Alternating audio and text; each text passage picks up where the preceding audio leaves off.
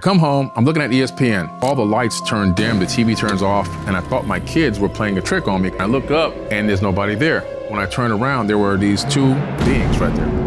And, man, hold on. Whoa. Sorry.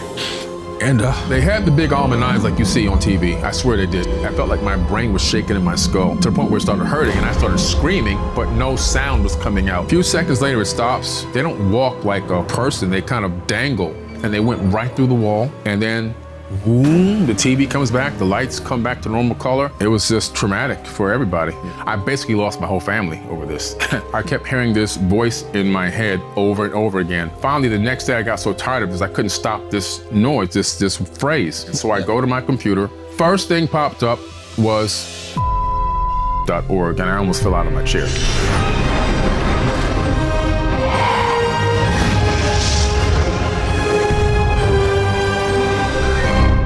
What's up, everybody? Welcome to Flagrant. Today, we are joined by the holder of forbidden knowledge, Billy Carson, and we are getting to the bottom of all the conspiracies. We got Antarctica, ancient civilizations, we got the pyramids, we got black dick length, and Billy Carson is gonna fill us all in.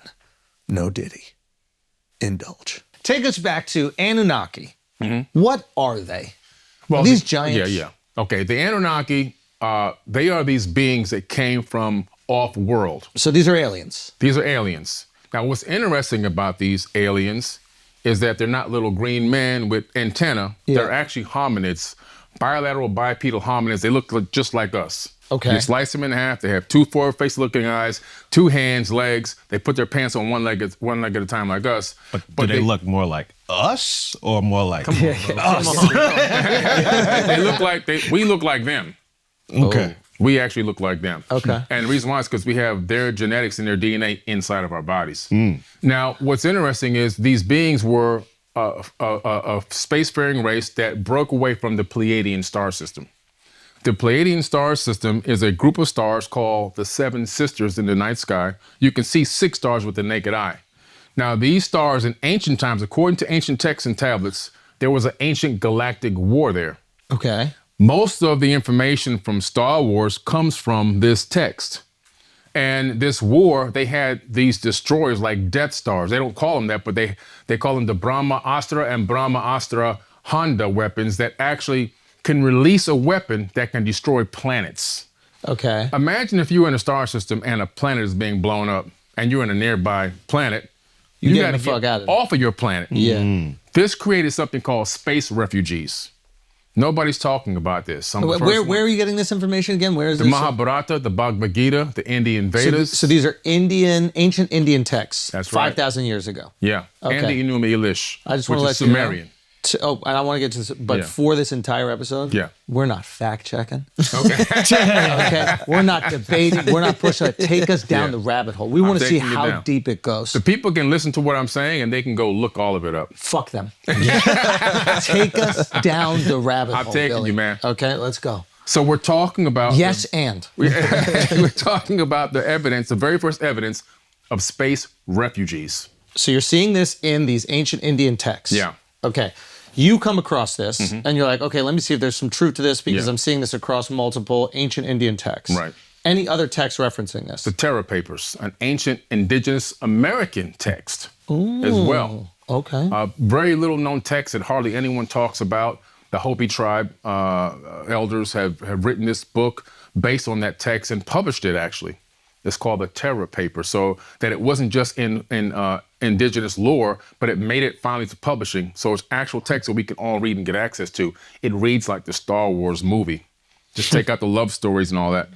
And what's interesting is it talks about, again, these same galactic wars going on. People fleeing from that region of space, looking for other planets, Orion, Aldebaran, Sirius A, B, and C, which we know the Dogon talk about people coming from Sirius B, which is a star that ran out of fuel, and of course Earth. And they came here to create a breakaway civilization.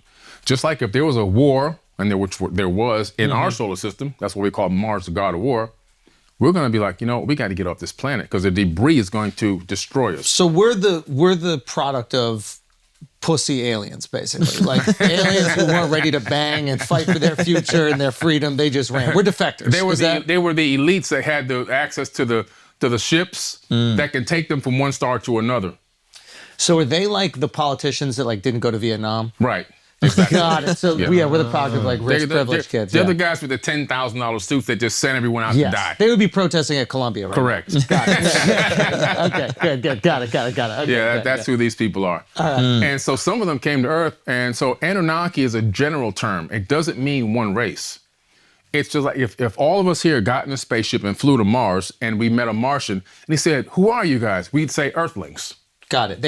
But they maybe would call us Anunnaki. Right. Yeah, I wouldn't say I'm Billy Carson from Fort Lauderdale. Yeah. Right. So they would get, they're Earthlings. That's one term, but we're all different races here. Right. Right. So, Anunnaki is a term to say those who came from heaven to earth. That's it. In Africa, they call it the Nituru, which means the same exact thing. The gods that came from heaven to earth and turned mud into a kingdom. Now, the civilization they built is the Atlantean civilization. So this is where we hear about Atlantis, the mythology of Atlantis. Right. Got it. Okay. They built the Atlantean civilization. And where's the evidence for this? Where do you read about that? Well, if you look in the text, a lot of the Indian texts, the Vedas, the Mahabharata, the Bhagavad Gita, the ancient lore of the indigenous aboriginals, the Terra Papers, the Enuma Elish, the Epic of Atrahasis, the Code of Hammurabi, the Myth of Etana. There's so many tablets. I can just keep going down. Everybody's referencing the Atlantean civilization. Yeah. Obviously, the most popular one was it Plato's uncle or something like that? Plato. Plato wrote about that. Oh, he did? Yes, he did. Yes, okay. Got it. And so, you start looking at this information. That was more recent. I mean, when I say recent, it's not as ancient. But the account of Plato's account of Atlantis is not that ancient. But we're talking about the ring city, but that was just one capital. So that ring city that was being described is one capital of dozens that existed on Earth at the same time. Do we know where these other ones might be? Is there any remnants? They were on every continent, every single continent. We're standing on Atlantis right now. We're sitting right on top of Atlantis. It was New York.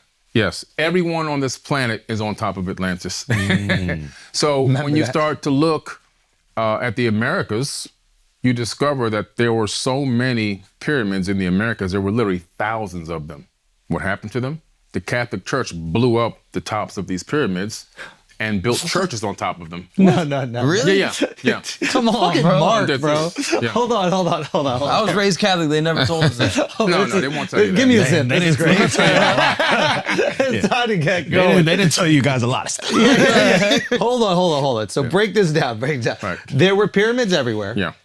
How do the Catholics find out about it? Are they reading the ancient texts? Oh no, they just know we gotta eradicate this civilization science because we want to impose our will on the people. See, the Catholic Church went through something called the Inquisitions. Yes. It was the papal Inquisitions where they went around the planet and they killed and tortured and murdered 80 million people to convert them into Christianity. And got it. So it wasn't spread like they tell you in church, the gospel means the good news. It was really bad news when these people showed up. It would be like America showing up to your country and you have oil buried in the ground. Really? It's bad. Wow. So they were like giving women fucking rights and shit. Let them read. Ridiculous. Absurd. They have. What the fuck is wrong with these people, man? If you go to the museum in Rome, you'll find they still have the torture tools there in the museum. They're proud of them. They have the Pope's spear. The Pope's, spear, which went up in a woman's vagina. I saw that one. Pop them open from the inside. Good. They had a spire that they would lower a man down onto the spire through his butthole over and over again, up and down until he died. Damn, no Diddy, bro. For real. They just had all these torture mechanisms. What they would do is get the leader, the king, the chief, the guy who does all the sage and all that stuff. The medicine man.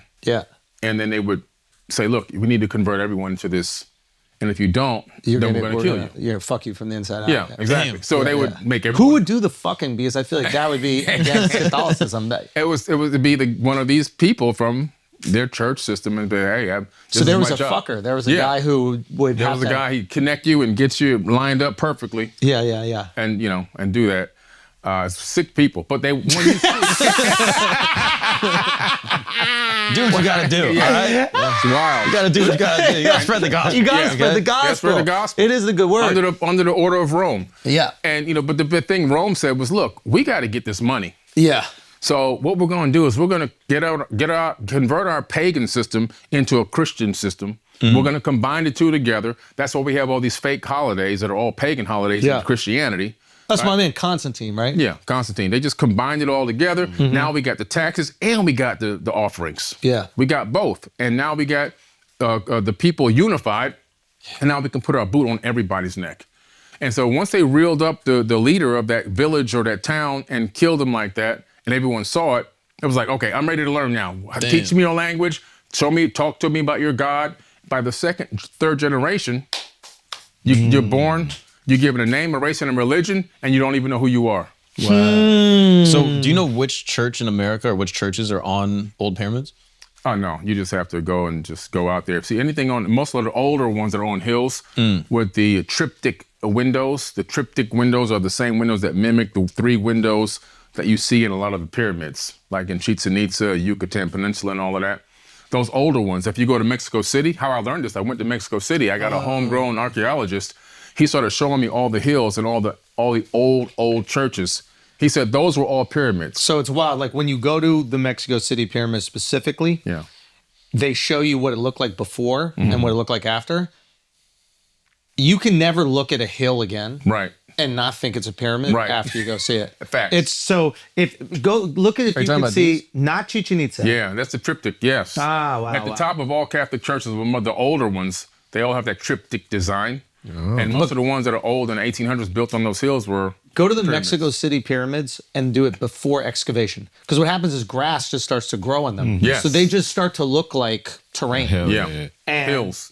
Yeah, they just big look like ass hills. And people have all these like explanations for it. Like my tour guide, look at that. So like if you just saw that, like that black and white picture to the right there, Yeah. Tell me that you would never look at that and assume pyramid. Right. Yeah. Wow. Right. Wow. So now I have to look at every fucking hill and go, should we dig this thing up and see? And some of them are just hills. Yeah, some are just hills, but some are these. Right? Got it. So when the Anunnaki came to Earth, were there already Homo sapiens here? Yes, good question. There were already not Homo sapiens, but hominids. No, there weren't. Our cousins. Bad question. Come on, They were Homo erectus. They were our cousins. Yeah, they were. But I believe that they were more intelligent than us spiritually. So Not is it technologically. fair to say that the aliens were the first ones to smash monkeys? No, they didn't do the monkeys. We were They had to, right? because when we were here, they didn't call us apes. They called us beings. Yeah. And in the Epic of Atrahasis, there was this big war getting ready to happen. And Enki and Lil and Anu were in this place in South Africa called Adam's Calendar, where they found the very first gold mines that human beings were working underneath their boot. Anyway, so the Igigi, who were the working class Anunnaki, came from Mars to Earth to go to war against them because they felt like they were being enslaved, even though they weren't supposed to be slaves. They were just working class people. They felt like they were doing too much labor. For 250,000 years, they were working. Whoa. And they came to Earth and they encircled the campus and they said, we're going to go to war. And it was like, well, why? And they were like, well, we've been asking you for relief. The workload is too heavy and we don't have any women. So that's a big issue. they were complaining about no women, literally in the ancient tablets. And so Enki says, They need a king of diamonds, bro. Yeah, what were they saying? What were they saying? in the Enki ancient says, tablets? I have an idea. Because they had kind of discussed in a weird way fashioning people. That means like robotics. Okay. But they had talked about their home planet. When they tried that, it failed. So that's a clue as to what AI and robotics can do to a planet. They were like, there's an existing being here, though, that we can add our essence to, talking about genetic modification, and get them to bear your load. So don't make robots, make people that can Right. do your work for you. Exactly. Whoa. Yes. Wow. So they started with that method first. So they're just forcing human beings to do their work for them. Yes. That's crazy. And that's how Who they would do bring them the offerings. Yeah. When you bring the offerings, your best harvest and your fresh calves, that's their meat, that's their food. This is what you see in the biblical text. They're eating. That's their meals. They're not going to go out and hunt.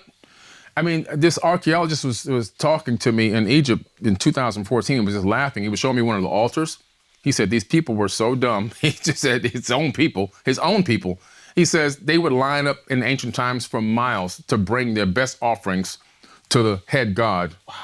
And the god was just putting them all this food in the storehouses. And he showed me where the storehouses were inside these temples. They would put these things in there. Then they had these other areas underneath the temple where other priests would go underneath and speak, and it would resonate their voice, and it would be the voice of God talking. And it was all this, nothing but a sham to get them to bring all this food and gold and offerings and everything else. I mean, I do believe that, because if you go to Chichen Itza, you can have the limestone creates this like a vibration effect, and you can have like a conversation, like me and you can talk to one another across a football field. Yes. Like this. Oh, wow. Yeah, the sound bounces. Phew, it's crazy. Comes right back at you. Yeah, so if they were using that as some sort of a technological advantage, like some Wizard of Oz shit. Yeah. Whoa. So were they literally eating it, or were they eating off like the energy of the sacrifice? Or No, they were eating the food. They were barbecuing. What about sacrificing? What about they had a cookout? They weren't barbecuing. There's the aliens. Eating oxtail and Frank's shit. Red Hot. Someone sacrifice some more hot sauce. I mean, think about it. I mean, if you were the ruler of a planet. Yeah. Are Billy, you I gonna think you might be putting on what you would do in that situation. Is that possible? That's what the Middle East best I'm food. telling you, these people ate the food because I take tours to Egypt all the time. Last year I took 140 people on a private tour. Yeah. And when I go, I take a homegrown Egyptologist and a homegrown guide with us. And he takes us to the temples where they actually have the, where they actually have the storehouses. Getting hungry. Billy's getting hungry. It's like that damn barbecue. Hey, man. Listen. Okay, so go. So you're there. But they take you to all the different spots. Yeah, so we take you to the temples and we show you where they would hide the food, where they would take all the offerings and where they would store it. Yeah. It was their grocery store, literally. Wow. Tour announcement. We're 2 weekends away. Madison Square Garden, May 3rd and 4th. I'll see you all there. I cannot wait. Peace. Is Jesus part alien? I believe so. And was he part alien and trying to do good? Yes, I believe so. So he was breaking away. He was using his power, and he's like, yo, what these aliens are doing to us is fucked up. Right. We need to break free from that, Yeah. and I'm going to liberate the people. Yeah, so you have to understand, you're right on point. There's good and Yo, evil in Jesus everything. is the man, bro. Yeah, he's there's good and evil in everything. We're all part alien at this point, right? Absolutely. It's in our DNA. Ah, fuck. I thought he was a little bit more. Well, he was a little more. extra. He was a little bit more, yes. How was he a little bit more? Well, if you look at the Apocrypha text, you discover that not only was Jesus's mom a virgin birth, but his grandmother was also a virgin birth. Nobody ever talks about that in church, and they hear about that in Sunday school. Wait a minute. So his grandma, wow. Yeah. So you see this establishment of this particular bloodline. Yeah.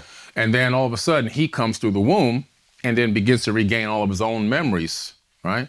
So he is a reincarnation of himself from a previous lifetime. Oof. That's why sometimes I hypothesize that he could be Thoth the Atlantean, who says that he could incarnate on and in any plane he desires. Could he have decided now to come back through the womb? So Thoth of the a human? Atlantean was the king of the Atlantean Empire. Yeah, he was one of them. Or one of the leaders of the Atlantean Yes. Empire. He's reincarnating inside Jesus. Yeah. And why has he chosen to help the people instead of enslave us like he did in the Good past? question. When you look at the ancient text where Jesus gets all of his information from, Yeah. the Emerald Tablets of Thoth, We need to talk about that on the Right. tablets, bro. 38,000-year-old text. In there, in the book that I wrote about it, I line up the Christian text and I line up Jesus's text from the New Testament. This is going to seem really ignorant. People were writing shit down 36,000 years ago? Thoth authored these tablets himself. He actually wrote, he didn't have a scribe. A lot of the times these God figures or these leaders would have scribes. Right. He actually wrote it down himself. He actually put it onto these tablets. And what is he writing in? What language? Well, it looked like the language was runes, R-U-N-E-S, okay?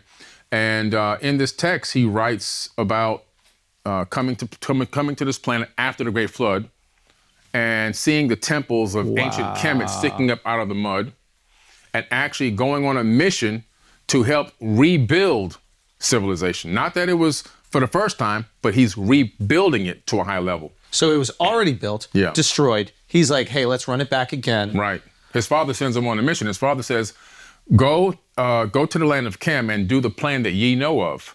So he gets his crew and he gets into the great ship of the master and he takes off until the planet disappears. This Which an is the ancient text. horizon. Right, he's up in the sky. Oh, he's coming from... He's in a ship that goes up. Gotcha. Because you know this, because when he gets over the land of Chem, he goes, I see the land of Chem beneath us, and I see the temples rising up out of the mud that were flooded by the fountains. Now we come back. Now he comes down to the ground. The fountains is the Great Flood. Right. Got it. Okay. He opens the door, he comes out, and he calls these people barbarians coming to attack him, probably territorial. Crazy. And he says, I raised my staff and sent out a ray of vibration, stopping them still as fragments of stone of the mountain. So now he's got a stun gun that can freeze them in their tracks. That's fire. That's technology. Now we have something. So is the spaceship. But But we have something right now in the military called the active denial system. Which is? It's the same When exact. gays try to join? No. I'd like to strike that from the record, Your Honor. No, it's a system that works just like what he described in ancient tablets, where it sends out a beam, a ray. Type in active denial system, put it up there. It sends out a beam at a crowd of people coming to attack, right? To riot or whatever. And it stops them in their tracks. It makes them feel like they're in pain, makes them feel like they want to vomit, put voices in their head. Wow. Whatever you want to do, you can program the frequency into their body to make it do that. Is this what the people said they were experiencing in the... Cuba? Yeah, the base in... Havana syndrome? Is Yeah. Yeah. Okay. Keep going. All right. So You're on it. So then here's the key about the God thing. Him, not wanting to be one of these gods. When he released them from that, he started talking to the people peacefully, and they started groveling at his feet. And he said, no, get up. He said, I'm a son of Atlantis. He didn't say I'm God. And he said, I'm a son of Atlantis, and I'm here to bring you back up to a high level of civilization. And he worked with the people for a couple thousand years to rebuild that civilization. Before he left and he told all of his people that came there with him, spread out around the planet. This is how Atlantis advanced again. Spread out around the planet and duplicate what we did here.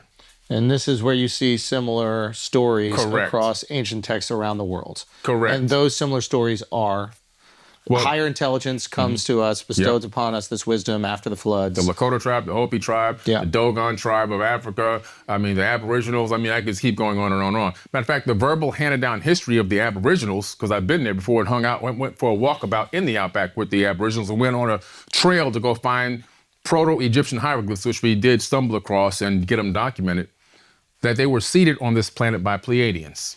Pleiadians From the Pleiades. Got you. The same people that the Sumerians talk about, they call it Mo in the ancient texts. The ancient Egyptians revere it as well, the Pleiades. It's in every text, Homer's Iliad, the Bible, the Mahabharata, any text you go to, and most artifacts are going to have a depiction of the Pleiades or talk about the Pleiades. And what's the depiction? The stars, the 7 stars. Oh, it's that star system. Yeah.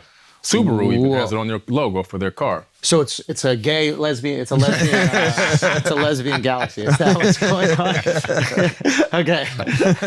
Shout out Subarus. We love y'all. It's a constellation. It's a star system. You had talked about Jesus, where he went from like 12 to like 32. Yeah. Can you explain Jesus' trajectory from 12 to 32 that we don't have in the Bible? Yeah. What does that mean? So Jesus disappears from the Bible at the age of 12, right? Oh. He disappears, and where does he go? There's another text called the Gospel of the Holy 12. And in the Gospel of the Holy 12, which was omitted from the Bible, he goes to Egypt with his mother. Now, I've been there, and when I take people on tour, I take them to the place where he slept. It's still there. It's a crypt now. It's like a place to go there. You know where it's at, right? It's inside a church, right? Coptic Cairo, correct. Right inside that church. They converted it into a church. And he went there to study the Egyptian mysteries. He went there also to learn all about the ancient mystery schools, and then he left there and he went to Tibet to learn the mystic art. Tibet, he went to go learn, not mystic arts, but went to go learn spirituality. He went to Tibet? And mystic arts, yes, mystic arts. And then he went down into India, learned about reincarnation and all of that. And then he came back down and he reappears in the biblical text when God says in the Bible, I called my son out of Egypt. What an episode for Akash to miss. I mean, we don't tell him any of this, by the way. The ego that he will have finding out that Jesus learned everything from India. Yeah. Oh, we can't tell him. Okay, keep going. Okay, so he learned Reiki healing in Tibet and, energy healing with his hands. The mystic arts, I have to correct myself. The mystic arts he learned in India. Got it. and then coming back down, teaching reincarnation all the way back. And how do we know that he went out there to India? Well, the records have been kept. There's complete records. And even the Dalai Lama confirmed that he was in Tibet at one time. Really? Yeah. How do they keep reincarnation out of the Bible? Well, the Bible is about reincarnation, but they doctored it up to make you think that it's not about reincarnation. But when you even look into the book of Revelations, it says you're going to get a new name and a new body. It didn't say you was going to be a spirit with energy. It said you're going to get a new name and a new body, a physical body, and that you're going to live inside of that body. And so you're going to come back and be born again. You know? And the biblical text where people are getting confused about this born again, like in the spirit thing, it's really born again in consciousness. You know, getting dipped into a bucket of water and all of that's a waste of time. Somebody dumping you in a pool and all that, you just get wet. Dumping babies and splashing the babies. It's a waste of money, a waste of time. So what you're saying is that's just a metaphor for this conscious rebirth to happen. Conscious rebirth, which we can do. We can have a rebirth right now. Right now, if we decide to look at ourselves and think about things that we were doing wrong, maybe in our lives right now, things that could be better with ourselves, and we begin to work on ourselves, and we go back and have a meeting again in 2 weeks and say, what have we individually worked on within ourselves to become a better person? That's spiritual rebirth. That is rebirth. We had just now been born again in the spirit. And you can be born again many times in one lifetime. Okay, you said that they had doctored the Bible. What's the earliest version of the Bible that exists? One of the earliest versions is the Ethiopian Bible and the Sinai Bible. Okay, so Ethiopian Bible. That's fire.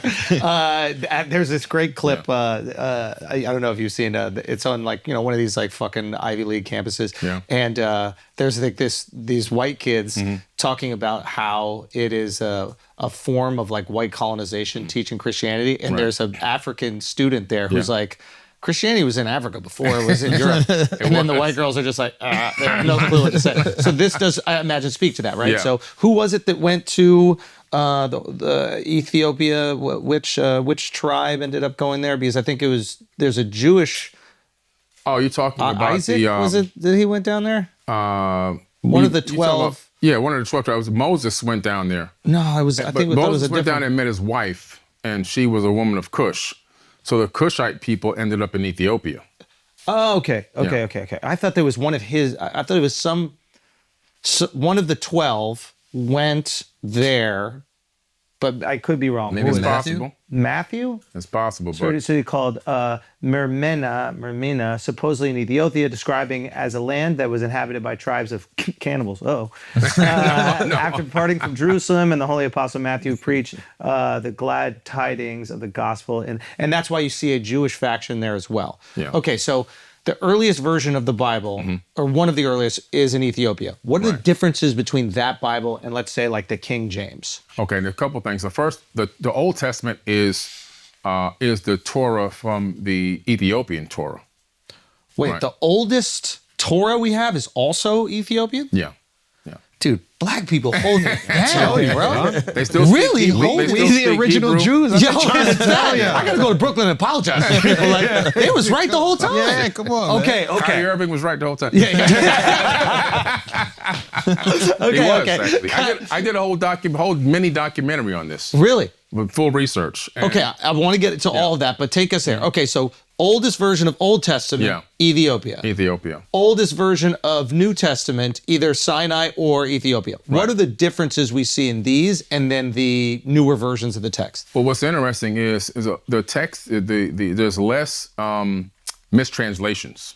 Less mistranslations, got it. In the Ethiopian Bible and the Sinai Bible, there's about 12 to 14,000 differences than the more modernized King James Version. And what are the differences? Well, for example, Moses never crossed the Red Sea. He crossed the Sea of Reeds, which is a closer, much smaller and easier sea to cross. Right. As a matter of fact, if you talk to geologists, which like I did, yeah, you'll find if you do a geological rewind to go back in time with tectonic plate movements, a computer model will simulate that there was an actual tsunami in that area somewhere within that time frame, give or take 100 years or so. which would have easily wiped out that area, completely dried out the Sea of Reeds, and you can walk right across. Then the water would have come crashing back. Wow. But he never crossed the Red Sea. Also, another mistranslation is the God.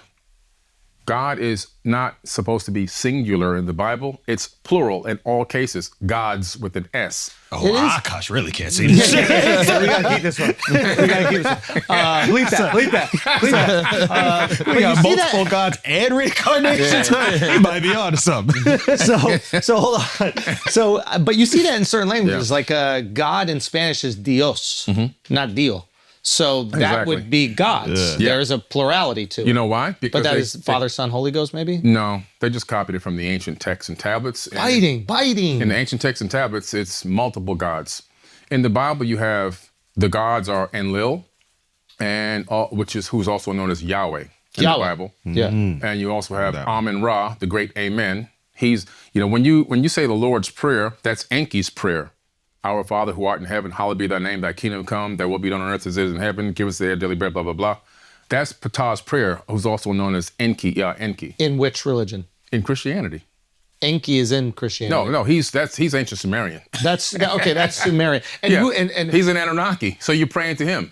okay, who? I like don't want to go away. I want to learn about the Sumerians because I think yeah. that's really important to everything else you talk about. But I just want to learn some more about these differences in the Bible. Okay, Because this is always really fun. When you obviously with translation, you're going to find differences when people are explaining the meaning of certain I'll give things. you one big translation that's off is they say, well, Jesus was crucified. Whoa. Well, that doesn't exist in the Sinai Bible. What happened It to doesn't him? exist in the book of Barnabas. He didn't. It's a fire name, Barnabas. I know. Didn't. But they left that out of the Bible on purpose, by accident. So how did they kill him? They didn't kill him. In Harvard Library, there is a book of Jesus' wife at the Harvard Seminary School. And they found that about 8 years ago. Jesus' wife is the Mary Magdalene? Yeah. So she was not actually... They're assuming it's Mary Magdalene. It doesn't specifically say, but we're assume that it is, which means he probably had kids, and his Merovingian bloodline is still probably walking the land till this very day. Wow. Yeah. That's in, what was that great book, the Dan Brown book, The Da Vinci Code? Da Vinci Code, yeah. Yes. So there's probably someone related to Jesus right now. Right. Kanye. Stop it. It might be Ryan Garcia. The miracle workers. It's always the miracle workers, isn't it? So it's interesting that's a mistranslation. Another one, actually, interestingly enough, this is fun. the word for virgin was mistranslated from Aramaic into Greek. So the word originally meant, I think it was laga, which means young woman. By the time it got to Greek, it was translated wrongly into virgin, which then made it into the biggest part of the story of Jesus, which is that his mother was So she a might virgin. not have been a virgin. It's possible. But when I saw what convinced me, that's why I looked deeper. That's how I found out about the grandmother. I said it might be true. But they still use that mistranslated word for that. Maybe they didn't have another word to use. But that's a big mistake. Because there's certain parts of the Bible where they use that same word to describe women as being virgins, and they tell men that you have the right to rape them. Jesus. That's in the book of Deuteronomy. Who wrote that one? God said this in the book of Deuteronomy. He says, Is this Old Testament Deuteronomy? that's Old Testament, yeah. Wow. Towards the end of the Old Testament, he says, if you see a woman walking through a field and you want her, you can rape her. Exact words used, by the way. And it says, if after you rape her, you decide you want to keep her, you can make her your wife. Wow. So that's God. See, here we go. Yeah. The creator of the universe, of the multiverse, that can think planets into existence, that can speak, things into reality. Is R. Kelly. It's gonna, exactly. It's gonna say, you know what? I believe I can fly. I want you guys. He did have great lyrics. Bars is bars, bro. Wow. Oh, this is great. So Deuteronomy is a wild book, listen, huh? Deuteronomy is so bad, and this is where, you go, wait a minute. This is really not the creator of the universe. Yeah. God says, there's a person in a town far away. Yeah. Who speaks ill of me. Go there and get over the town walls, kill the women, kill the children, kill infants and bring the spoils of war back to me. Now, Whoa! What kind of God needs spoils of war? You're God. You got everything. Yeah, just look up evil Bible. Google evil Bible and go to the book of Deuteronomy. So who do you think wrote this? These are these Anunnaki people. See, they were these Atlantean leaders. Yes. It got to the point where they became greedy and they became self-made gods. And they really believed it. They were battling each other like over the pharaohs resources. of Egypt in a way? Yeah. Gotcha. You're drunk battling off over power. resources and people. Wow. Battling and, just literally like fighting over who's controlling who. And how we all got to be different races. Yeah. That goes back to... How did that happen? Yeah, that goes back to the Tower of Babel incident in the Bible, which comes out of the Sumerian tablets. Okay, explain what ancient Sumeria is real quick, because we keep referencing it, and I also want to understand. Well, this ancient Sumeria is a location right now would be Iraq. Right. All right, and Iraq, which at that time was extended part of what Africa actually is, believe it or not, but it was a multicultural location. Got it. The people there were advanced beyond belief. They had achieved a high level of advanced construction, waterways, irrigation, mathematics. Is this Tigris and Euphrates? Between the Tigris and the Euphrates, where the Garden of Eden is located. Got it. Okay. And this makes sense because I imagine like the Tigris and Euphrates would overflow and there would be this great fresh water that would spill onto the land and then they would have tons of fruits and vegetables that would grow quite seamlessly. In a similar way to like the Nile, people spoke of what happened to like the Nile Valley region where it was just very fruitful, right? Right, very fruitful. Okay, so you have lots of food. When humans have lots of food and an ability potentially to protect themselves, society can grow. So this is the idea. Right. Okay, so Sumeria, this is a culture that is influenced by the Atlanteans, or this is just human? Heavily influenced by Atlanteans. Okay, so the Atlanteans are ruling it? Or? They built a base there, and Enlil is the one who built the base, Yahweh from the biblical text. He built a base there, and he said, I'm going to create a design for cities that will last for all time on this planet. And is this the first city that is erected? One of the most advanced cities. It's got street grids. It has a town center. It has plumbing. All of that exists at this time. And this is how long ago? This is about roughly 8,000 years ago, according to mainstream. But if you go to the real, understand that these tablets are copied tablets from even more ancient tablets. We could be talking 40, 50, 100, 200,000 years ago. Whoa. Even deeper than that. And some geologists have gone to look at the weather patterns of the destruction of some of these areas and realize that we're talking maybe even almost 2 ice ages ago. So this is really old stuff. And so these people were extremely intelligent, but they were influenced by these Anunnaki Atlantean people who gave them the knowledge and taught them how to build and taught them how to do all of this. And at the Tower of Babel, Yahweh, who is known as Enlil, he helps them to erect this. Well, he builds his own tower first called the Derinkuyu, which means bond heaven earth. And then the humans, when he leaves to go somewhere, the humans build a similar structure. When he comes back, I guess it's probably months or years later, he sees that this thing is being built by humans, mimicking what their advanced culture had built. And he says, oh man, whatever their hearts desire, they will achieve it, which that made it into the Bible. And so he destroys the tower, just like it says in the Bible. And then he says, my seed shall not abide in man forever. His years shall be 120. That also made it into the biblical text. So you see where it's getting copied from. Older ancient texts. The Bible was written from 100 AD to 900 AD. This text is thousands of years prior. And so he then decides to confuse the languages and move people around to different regions of the planet. So that we couldn't collaborate. Because if we can't collaborate, we can do all the things that they can do. Exactly. And we can challenge their power. Exactly. This is where the genetic modification came in. That 120 statement is powerful because at Harvard University, they just discovered that the lifespan of a human being maxes out at about 120 years. Yeah. Right? And that's under the most pristine conditions, no poison. That's blah, blah, organ blah. failure and all these other things. Not counting cancer, these outside sources. Exactly. But how long can your organs really live for? Yeah. So that's where the genetic, now the scientists said, look, chromosome number 2, something happened to humans. It was taken out and fused together, right? Instead of having 48, we got 46. Why is that? Fused together, 2 telomere caps put on the end, limiting our lifespan. So we know that there was a genetic mutation around the same time. They're saying 200,000 years ago, the same time the tablets are roughly estimated to be written originally about this Tower of Babel incident. So it's like ancient text and modern science is almost collaborating with each other. And you're saying, man, wait a minute. So the geneticist said it's an artificial mutation. We said, well, who did it? They said, we don't know how it's done. They said through natural evolution, it would have taken millions and millions of years to happen. But it was expedited. Expedited. Now, Because how the do we? Anunnaki did it. How do we guess? They did. How do we get the races now?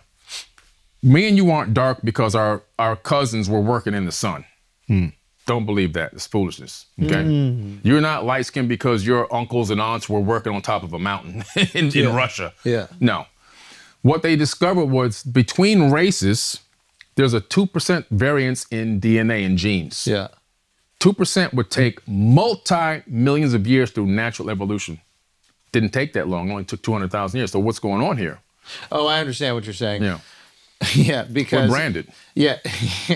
Well, Oh. that's kind of interesting because if humans didn't leave the African continent until how many 100,000 years ago? Yeah. You're saying that we left prior to the amount of time necessary in Right. order for us to naturally evolve to have these different colors, Correct. dick sizes or whatever. So yeah, why did your guys' God love big dicks so much? Yeah, what is up with that? I don't know. Yeah, what is I don't that know. about? When you go to Egypt, that's like, in the museum, you see a lot of statues with big penises. All What is up? You notice how we didn't look into that, huh? Just Yeah, why didn't you look into that? Mr. Carson heard that. He's like, oh, yeah, we don't have to check that We one don't out. check Yeah. that. Yeah, no, But Diddy. yeah, can you explain that? No Diddy, no Because Diddy. my God. And then you see statue of David, and he got a little strippy on there. It's like, Yeah, yo, what's- something- for real? Okay, something's up. so and then Asians, where the fuck do they come from? That's just crazy. Yeah, I know. So Because they're the most different. yeah, they're really different. But here's what They are. I can say that because my wife is Asian. Yeah. So tell me, what's But the deal? Here's the thing. So Anunnaki? when you look at the Anunnaki and you discover that they were multiracial people, they all look different. The crew that Thoth took to Chem with him, they were all different looking people. Even one of the person had married a woman from another planet, according to these texts, not according to me. When he said, go around the planet and duplicate what we did here. Yeah. So now you and I were already in Africa, right? You go to Europe, you go over to Mesoamerica, and you are ruling over people. Now, what does a farmer do right now if they have cows? They brand the cow. So in case my cow wanders off, oh, that's Farmer Jim's cow. We got to get it back to him. So everybody made their people look like them. That's So right. they knew these are our property. Let us make man in our image. Whoa. I believe my hypothesis is that we are genetically branded people for the people that we were ruled over by. Whoa. So what color do we all start as? No one knows. When you talk about these Anunnaki texts, it describes them. There's only one reference in the Sumerian tablets that references the people that took the brunt of a bomb that got dropped in ancient times. And they call them the black-faced people. And it said that the evil wind took them over and their hair fell out and their nails fell off and their eyes were bleeding. It's like radiation sickness. That's the only reference we actually have of the way anybody really looked, other than the hair. They talk about hair in the Epic of Gilgamesh. They talk about locks, but does that mean locks like you just have long hair, or does it mean dreadlocks? We don't really know. But it's interesting. Also, white people get dreadlocks too. Yeah, it's true. So it's interesting. So, so you don't know. We don't really anybody who's making hard factual statements like that, Lying. they're just making it up. Really? So what about Blake Griffin? Who branded him? Yeah. Yeah, which one? Yeah, what do we do when we start mixing and matching? Like, Yeah. what's going on there? Yeah, Was that bad or is that good? No. Yeah, what would God say about that? In the Garden of Eden, it was actually Edin, right? And Enlil, he was known as Yahweh. He was the Lord. He was known as Satan, the Lord of Eden. Satan, the Lord of Eden. And Eden was an outside laboratory. And in this laboratory, when you read these texts, even some of the apocryphal texts, like the Book of Adam, which was left out of the Bible, you discover that this was a mating ground. So they would start. So what happened first was they began with genetically modified people that were almost like clones. And the information on the cloning technique is at the Temple of Karnak in Africa, in Egypt, where I take people. And also there's more evidence or talk about it at the Temple of Dendera And there's one more temple that has the birthing center. I think it's the Temple of Isis. And so they were making these people, but they couldn't make them fast enough. And these people couldn't have sex and reproduce on their own. So Then they got very frustrated. So Isis says, okay, I have an idea. I'm going to take the egg out of one of the beings and put it in my womb and take it to term. So it says in the text that they literally mixed their genetics with this egg, put it in her womb. So that's now making what we call a zygote in modern technology terms, right? In vitro fertilization, puts it in her womb, takes it to term for 10 months, and then gives birth to the Adamu, which means first man. And there's a cylinder scroll in the British Museum where she's holding up the baby, says, my hands have made it, the first man, Adamu. So that's where we get the first genetically perfected Homo sapien. So before that, they were all... They were Homo something, but they weren't like us. They couldn't reproduce. Like if you take a tiger and a lion and mate them, it'll have a ligand, but the ligand can't reproduce. Right. Right? So that's the situation. That's what we had going on. This is so fun. This is so much fun. It's so much more fun to listen to you and just believe everything. I'm telling you, it is. I know there's people that listen right now like, oh, this is bullshit. Just get away from that and just enjoy today. Just enjoy. I want them to research what I'm saying. Yeah. They can rewind and write this stuff down or type it in their phone and start learning. Yeah. I want people to research what I say. Don't believe what I say, research what I say. Yeah. So what happens is, and we take people to these cloning centers when we take them to Africa on tour. Our tour we take every single year. Next one is coming up in October. And so the point I'm trying to make is, so we have the cloning center. The clones couldn't reproduce enough. And a lot of work was going into making these people. So they came up with Adam. This starts the generations of Isis, the generations of Isis, the Genesis, the Genesis. Ooh, and Genesis is obviously the first book of the Old Testament. Yes. I'm doing the math right now. He really is.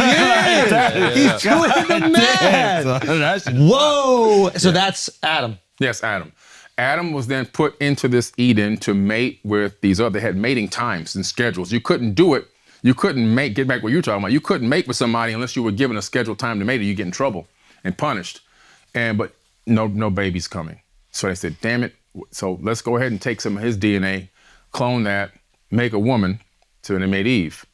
Then she got pregnant. Okay, this works. They were not the first humans on this planet. They were probably 1 million in at that point, okay?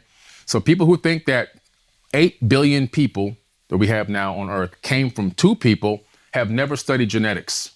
Because if I start mating with my sister and so forth and so on, by the second generation, third generation, we're going to have a whole bunch of people with disabilities and one eye and arms broken and small legs and all kinds of stuff. You can't make 8 billion people, not enough genetic diversity. Right.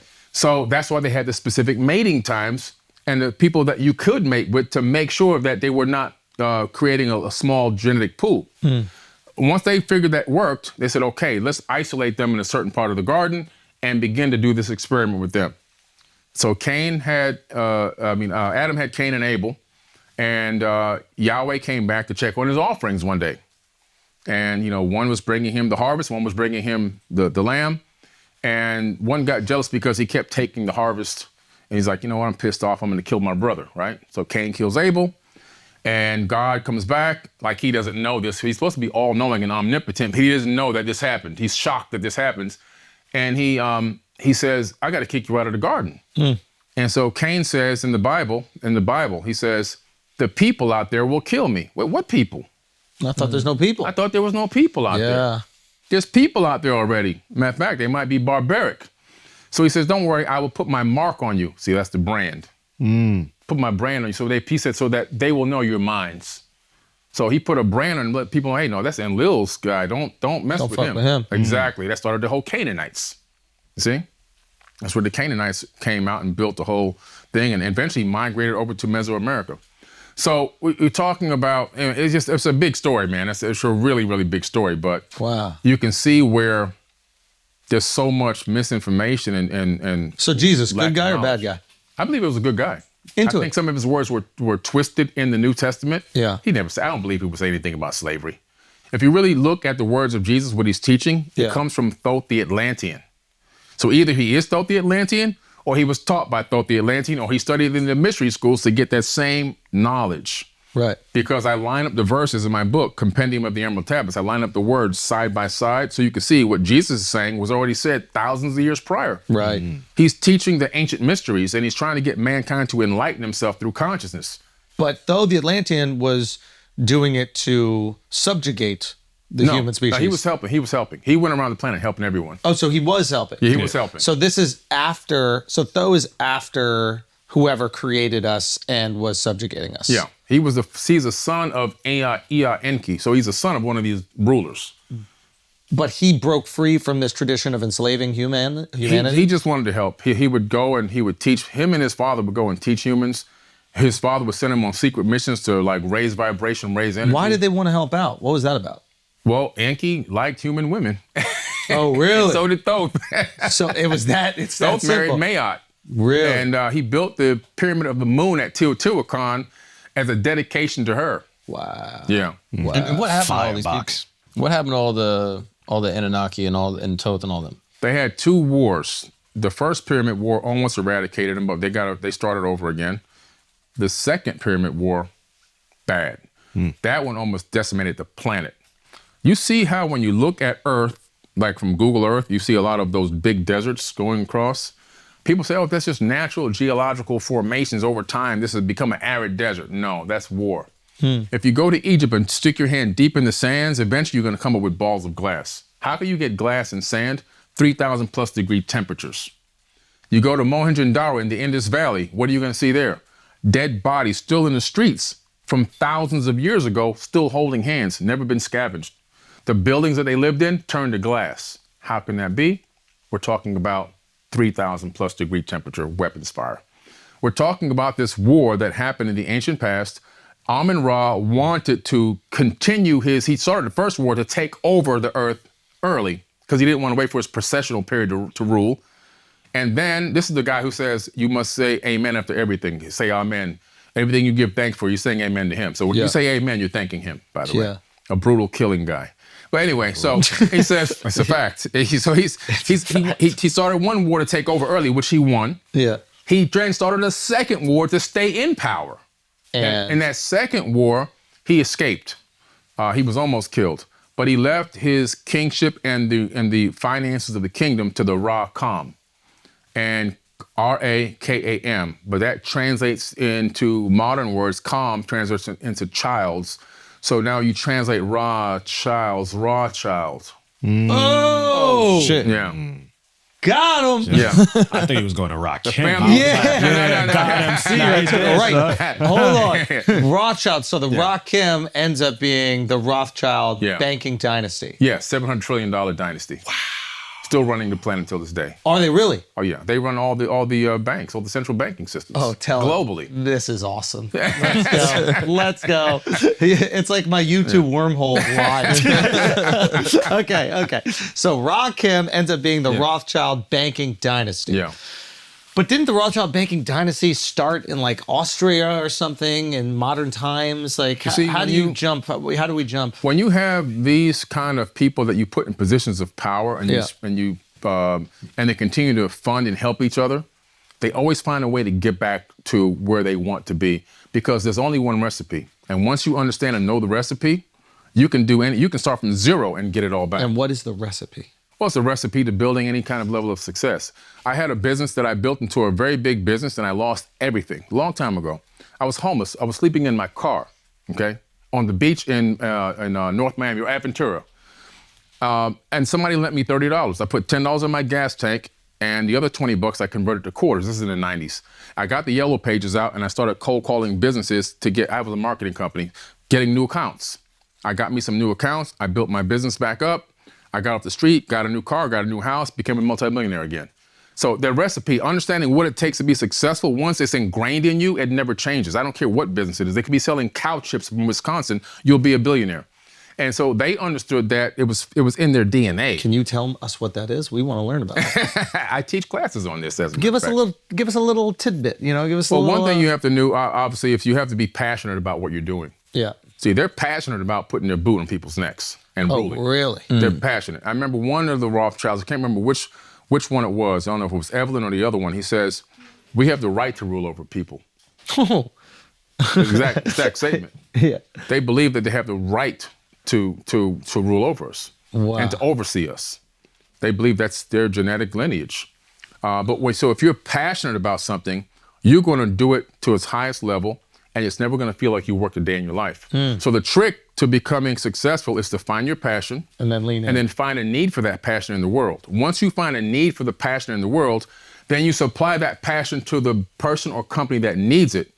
Now that energy exchange puts money in your bank account. So you never chase the money. I never focus on how much money I can make.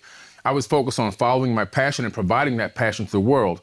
Money is just a side effect of the energy exchange. That's the recipe. And then these central banks that the Rothschilds have created. Yeah.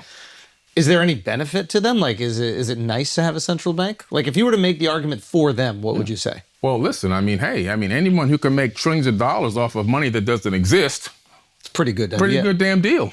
Yeah. I just punch a couple of zeros and ones into a computer, and then all of a sudden it turns into trillions of dollars of money that backed by absolute nothing but consciousness attribution. If we had $1 billion in this room right now, and it was -30, and we had to sleep here overnight, knowing that we're going to get pulmonary edema from breathing in cold air, we'd burn it. Because now the value of the money is only heat to keep us alive for one more day. Money is just what we consciously attribute to it. So how have they convinced us that we should consciously attribute value to this money? Goes back to the Sumerian tablets. You go back, you discover where the whole thing was implemented, where these Anunnaki gods put this monetary system in place thousands of years ago. Yeah. And they said, okay, if you, we're going to have to really monetize this system that we're creating. So you have lambs, you have apple orchards. You bring 2 satchels of apples, that's a value of 1 lamb. Right. If when you get to him, he doesn't have a lamb, he's going to give you an IOU. And we have millions of IOUs in cuneiform. Yeah. We discovered them. So I go to him, the first time I get my lamb, I go home. The second time I come back, it's now offering time. He only has enough to give me a half a lamb. I got to give him 2 satchels of apples. I get a half a lamb and an IOU for another half. I come back a month later, man, there's a shortage on lambs now. This is fractional reserve banking that you're describing. I give you a leg and I give you a head. So this is really a function, my understanding is this is a function of like the problem is really the weight of gold.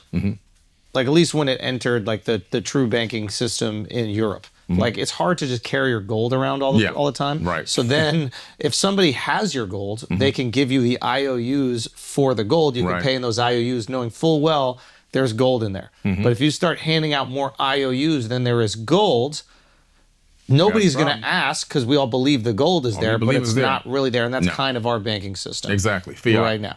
And that's when people say, I think banks only need to have like 10% or 20% of the actual funds in the bank itself. Correct. If we all went to the bank today and said, give me my money, the banking system would collapse because everyone would not get their money. It'd be impossible to get your money out. Yeah, let's not do that. No, that'd be a bad situation. That'd be a really bad day. Yeah.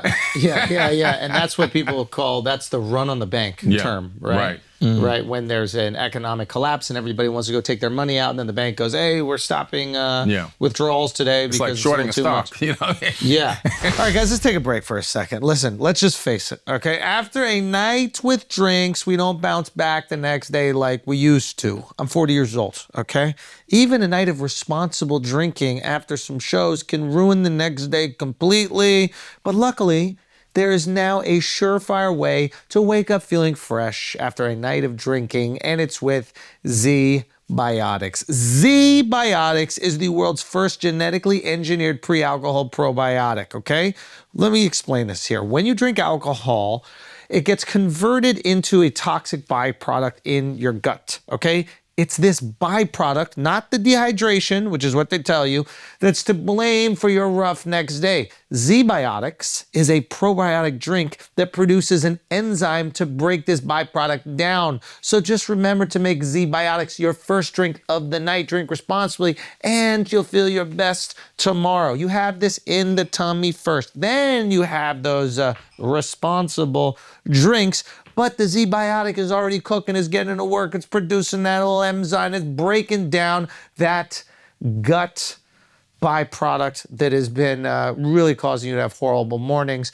Vacations, weddings, birthdays, and reunions, all these different occasions. What we're going to do, we're going to start out with the Z-Biotics. Simple as that. So go to zbiotics.com/flagrant to get 15% off your first order. When you use Flagrant at checkout, okay, Z-Biotics is backed with 100% money-back guarantee. So if you're unsatisfied for any reason, they'll refund your money, no questions asked. Think about that.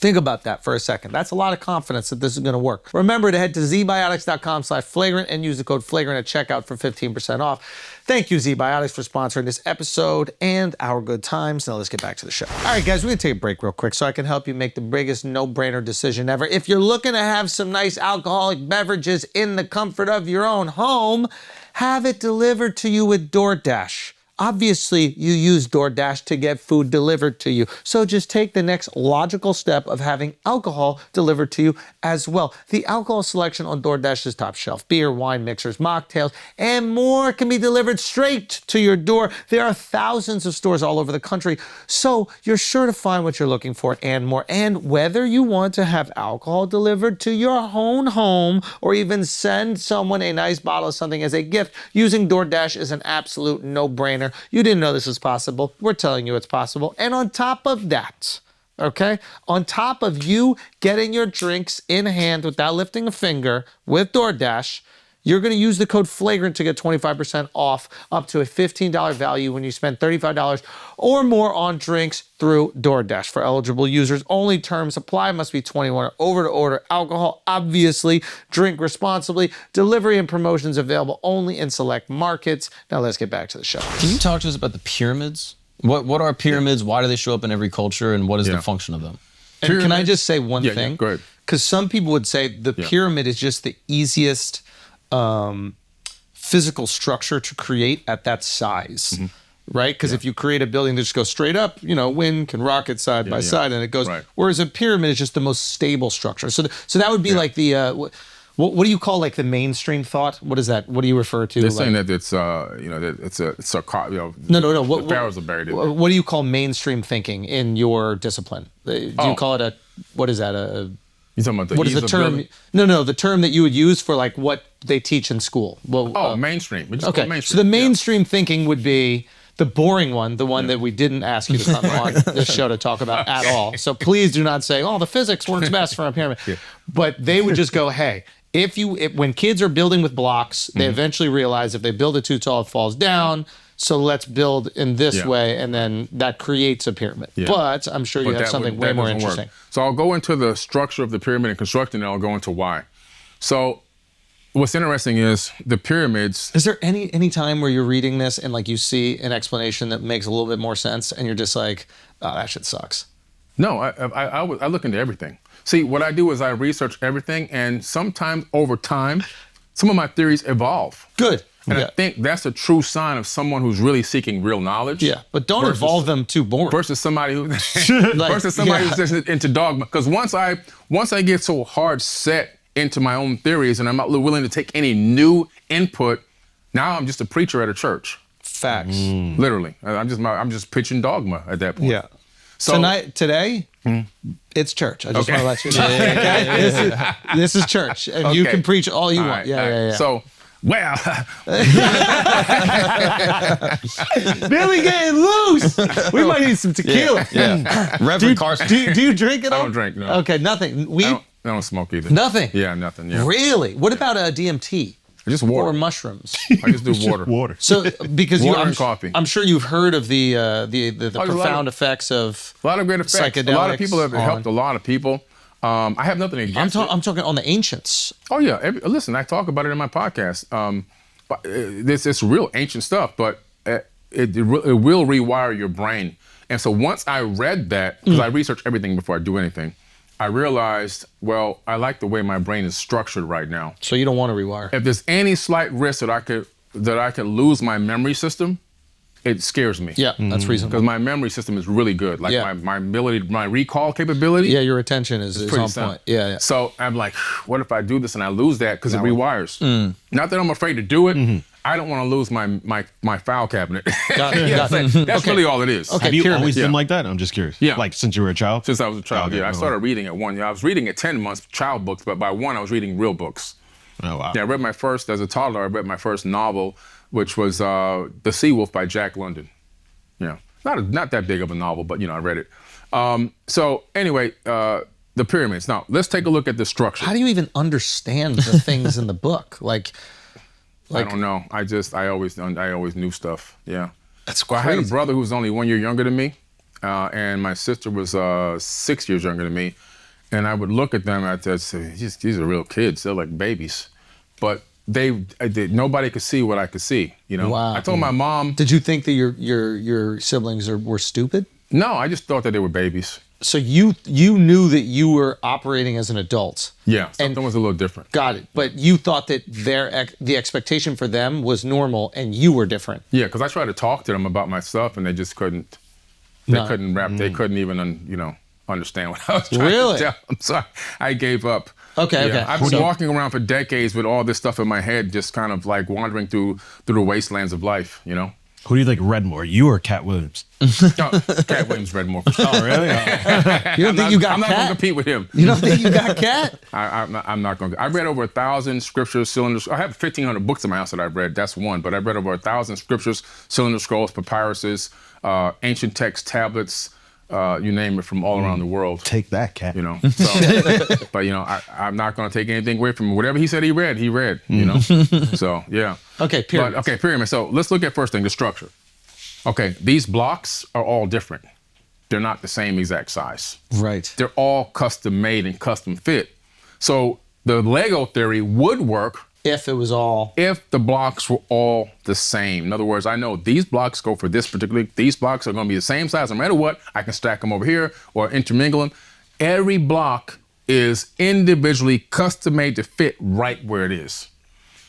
So that becomes very, very difficult. It's like the Great Pyramid, over 2 million blocks of stone, and nobody realized that they're all different 2 million blocks. They're each individual stone is totally different from the other one, which means you can't make a cookie cutter and say, okay, we got these blocks ready, let's stack them up. Didn't quite work that way because they're all different. Now you have to take into consideration also the subterranean part of the Great Pyramid. The subterranean shaft, which cuts through solid stone and goes down 65 meters, then another 30 meters down beneath that, which I've been down there. How in the world did they cut that through solid stones that were already stacked? Some type of a laser cutting tool. And if you look at the mud ramp theory, the floating theory is a farce. You can't float these stones. The second thing we look at would be the mud ramp theory. The floating theory, really quick, is the idea was that the Nile ran right up against. Right. I think the pier. So they were taking the stones from the Aswan Valley, I'm pretty sure. Some of the granite from Aswan and then some of the stones from not too far away. But the idea is that you could float them up the Nile. Right. So they weren't, because the original theory, I think, was that they were rolling them across the sand. And people were like, how could you possibly do that? But the floating theory, I guess, makes sense in terms of a human's capability to move a heavy object. Yeah. But you have to displace the mass. Right. What are you displacing mass with for that level of mass in water? Highly unlikely that they would be able to displace that much mass to keep them floating. Otherwise, they'd sink. I mean, look at all the mafia movies. They just throw you in. You don't come back up, and you have a lot of air in your lungs too. Yeah. What were they using? Oh fuck! There's like a video of this. What were they using to keep them afloat? I forget, palm leaves or something. It was something ridiculous. It wasn't too bright. It was on logs or something like that, maybe. Anyway, go on. Yeah. But anyway, so you have that, but then also you have to take a look at the mud ramp theory, which is you need more mass than the Great Pyramid in mud to actually have the mud ramps. So now you have to move more mass than the 2 billion blocks to make the ramp. Again, didn't make any sense. The ramp is how they were building the pyramid up in that way, so you need a ramp to bring the blocks up. Right. And then when you get on top, do they just slide down? Like, I'm so confused about how you finish that final stone. It's a bad theory. It's a bad theory. Well, I guess you could. So once you start really analyzing the stones, the structures, the way that they're interlocked, you see there's an interlocking design system. And each stone is custom made to be put in place, which means it needs to be created at the moment that it's needed. How do you do that? How you're going to get this stone up this mud ramp or float it up into this area and then put it into a spot that it doesn't really fit? Oh, I made a mistake. It doesn't go here. Doesn't make any sense. The blueprint for the Great Pyramid, for example, was so sound, they had foreknowledge of exactly how to build it and why. And so you see that these stones were made and cut and put into place exactly, precisely when needed. It didn't take 20 years, in my opinion. It probably took maybe less than a year to build that pyramid. Now, what's the purpose of the Great Pyramid? Why less than a Well, year? if you look at the, I took my I've been there. I've seen it. took my Geiger counter, Yeah. and my compass and everything else, and you start to realize that this is so high tech. It's like throwing up a house in my neighborhood. It takes them 18 months to throw a house up. Yeah. You know, this is not one of those things where we're trying to figure it out as we go. This is something that has been done so many times. Gotcha. It's common knowledge. So this is advanced planning. They had the Yes. the logistics and the schematics all built Right. out. You need to for how sophisticated it is. I subscribe to that. Right, Like right. they're not throwing it all together. Well, check this out. The Great Pyramid, if you calculating by the size of the base and the size of the stones, you can calculate the time 365 days in a year. You can calculate the distance from the Earth to the moon. You can calculate the distance from the Earth to the sun. You can calculate the speed of the Earth around the sun, the speed of the Earth on its axis, the speed of the sun around the Milky Way galaxy, and the speed of the Milky Way galaxy around the local cluster, all from the Great Pyramid mathematics. So now you got to tell me, how in the world did that fit in with the rolling logs, the water, or the mud ramp? We're talking about advanced technology, advanced beings that made that pyramid as a time capsule of incredible knowledge. A star map even is built into it to tell us who was here in the ancient past and who did it and how. When you take all the temples that are around the pyramid and the other two pyramids that are next to it, and you look at it from the sky looking down, and you connect them, you get a inner planet system of our solar system. You get the sun in the middle, you get Mercury, Venus, Earth, and Mars. So you get the interplanetary solar system from Giza looking straight down. And what's incredible is when you take the NASA interplanetary solar map and you overlay it on that diagram, it matches down to the millimeter. Was NASA around back then? No. I'm just asking for a friend. So obviously they knew what the hell they were doing. And also the distance from the sun to the Earth and to all these other planets by the astronomical unit, which is in astrophysics. How did they get that? The Grand Gallery leading up to the King's Chamber, the longitude is the exact digits of the speed of light in meters per second. People, really? Meters didn't exist back then. You're telling that like staired tunnel that goes Yeah. there? Really? Yeah, the location is the exact digits of the speed of light in meters per second. But guess what I found? What's that? I found Proto-Sumerian cuneiform in Mesoamerica on pottery and also tablets that show a Proto-Sumerian metric system. And I didn't find it myself, obviously, but I found the record of it and documentation of it. It's legitimate. And so the metric system existed long before that French guy discovered it. He only rediscovered what already existed. Interesting. Yeah. So it's like, man, then you look at the pyramid, it was sitting on top of an aquifer. The aquifer is dry now because the Nile is gone, the war happened and everything else. But when you have running water underneath magnetized crystal granite, you get physiostatic electricity. Those ions push up into the Grand Gallery. Some of the water comes up and goes down into the Queen's Chamber. I'll talk about that in a second. The energy from those ions moves up into the King's Chamber. It stepped up. Well, before it had to have that little box there. The box was added, by the way. Before that box was there, it had the capability of creating fusion and sending electricity through the apex. When the pyramid was broken, the structure was broken, they added that box. That box is the same exact dimensions as the Ark of the Covenant. The Ark of the box Covenant you're was talking there. about, is that like tomb-like That structure? rose that's granite in- box that's inside, yeah. Yeah. How would they even get that in there? Yeah, they added it later on. How to get? I think a lot of the stuff. I think they teleported or manifested. But look and listen to this. Check this out. Let me tell you. Let me tell you where I get that from. Let me tell you where I get it from. Listen, in the emerald. Listen to me. Billy, come on. In the emerald tablets. Listen to me. No, I'm gonna give you some science now. Okay. In the emerald tablets. Give us the science. Listen to me. In the emerald tablets, Thoth talks about manifesting solid matter.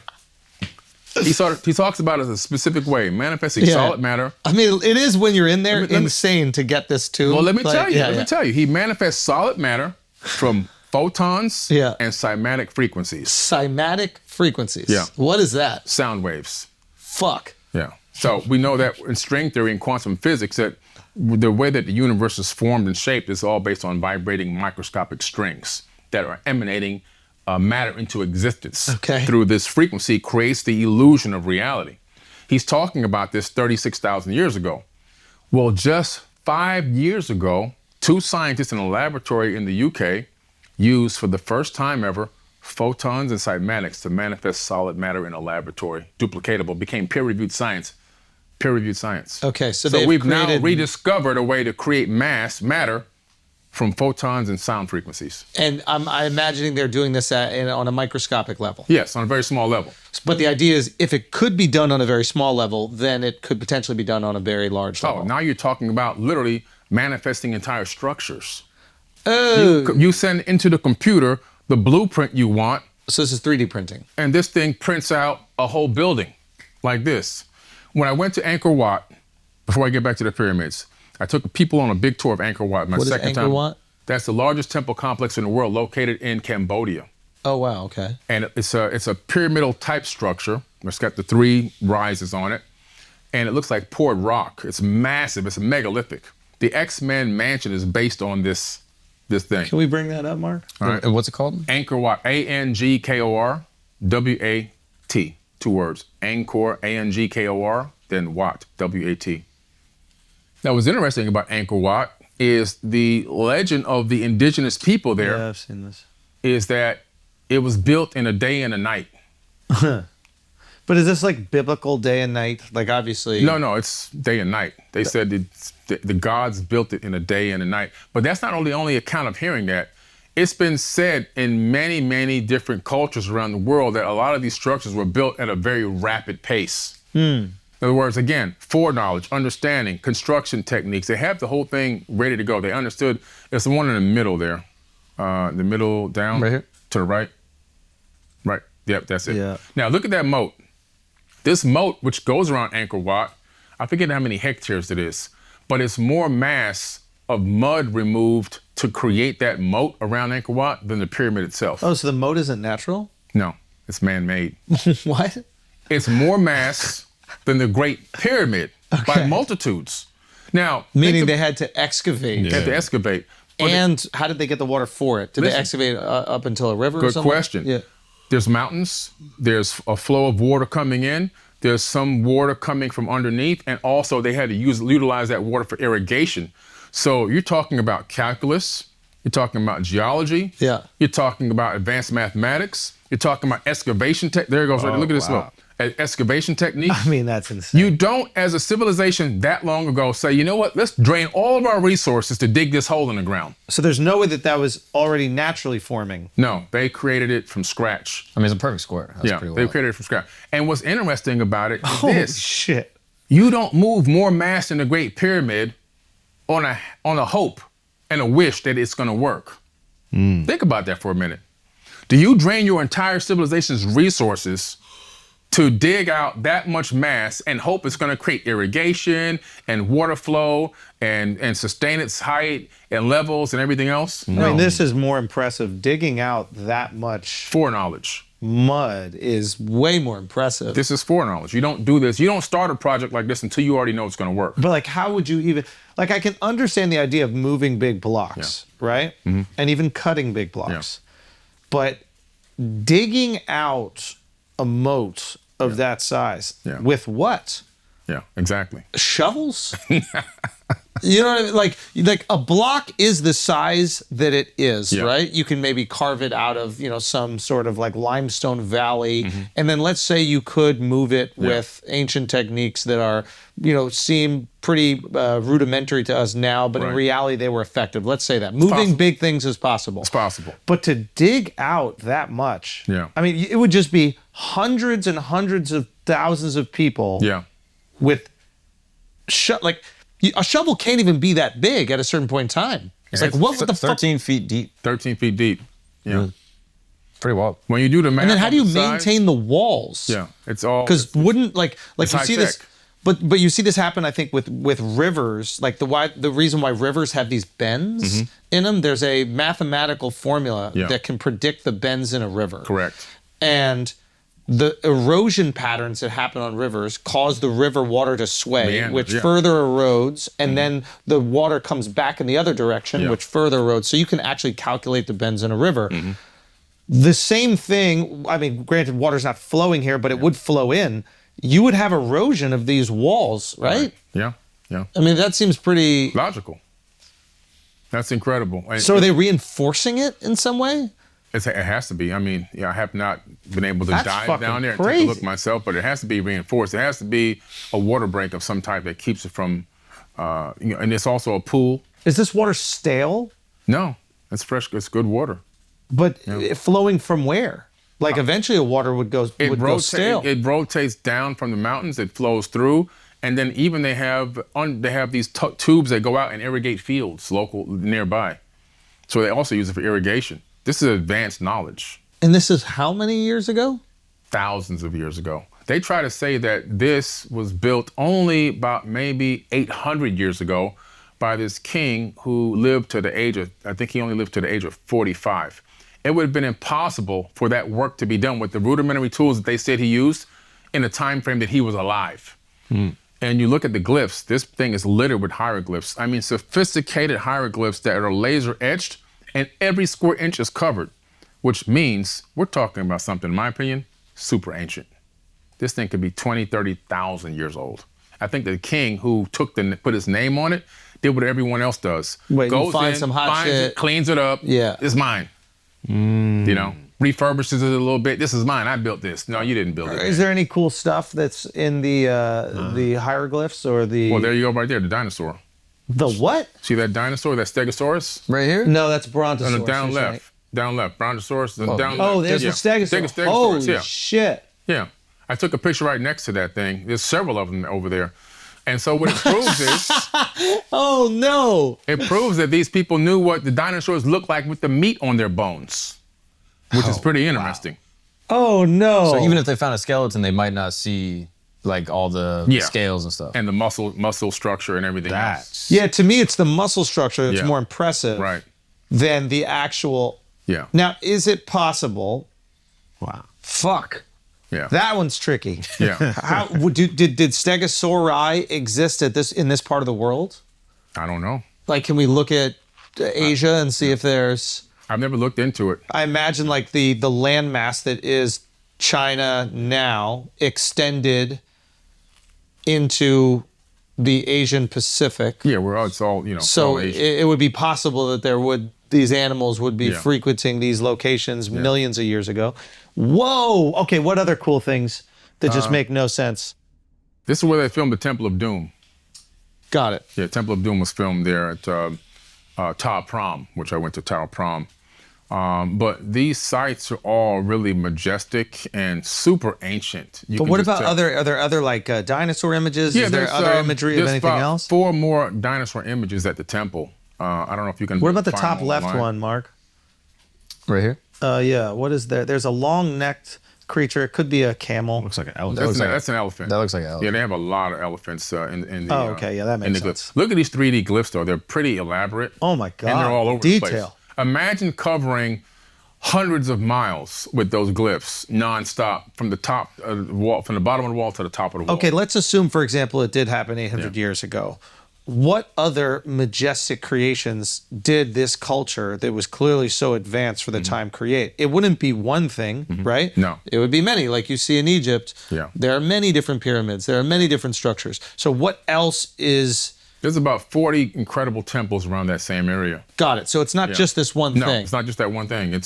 There are literally, I haven't even been to all the temples yet, and I've been there twice. It takes 38 hours to get there. What? Yeah, it takes 38 hours to get there, man. Why? It's hard to get there. That's how far away it is. You got to fly from, I live in Florida, so I got to fly from Florida to Qatar usually, from Qatar to Bangkok, from Bangkok to Cambodia. Yeah. Wow. It's hard to get there. And what was this temple used for, in your opinion? Well, that's interesting. There's a gigantic pool on the inside of this. On the second story, it's a megalithic pool that has to weigh, I don't know how many tens of thousands of tons, and it's on the second floor. There's another one on the third floor. There's a famous picture of me getting blessed by a monk sitting in front of one of those pools. The water's not in them. There goes one right there. Get the fuck out of here. I mean, what's supporting that structure? I mean, how did they know how to build this? And each one of those stones in the basin are super megalithic, like in Egypt, massive, like super massive. If I was standing, you'd get some size comparison to how big those stones are. Mm-hmm. And they're just sitting there, you know? And there's no collapse. Oh, after all these thousands of years, there's no collapse. And why would there be collapse? Well, if you don't understand how to distribute weight loads, if you don't understand calculus and mass ratios, this would collapse. But this is thousands of years and it's still sitting there perfect. I bet if you fill it with water, the water wouldn't even leak out of it. And you're saying there's one on the second floor and another on the third floor that actually has water in it? No, there's no water. They're both empty, probably because they don't want tourists to drown or fall Does it rain, do you know? It's a rainforest, yeah. So it rains all the time. So maybe the rainy season would fill it with water. Yeah. Well, they have holes now. There's little portholes they have. I don't know if you can't see them from this angle. No, on this side here. And I think that's used for drainage.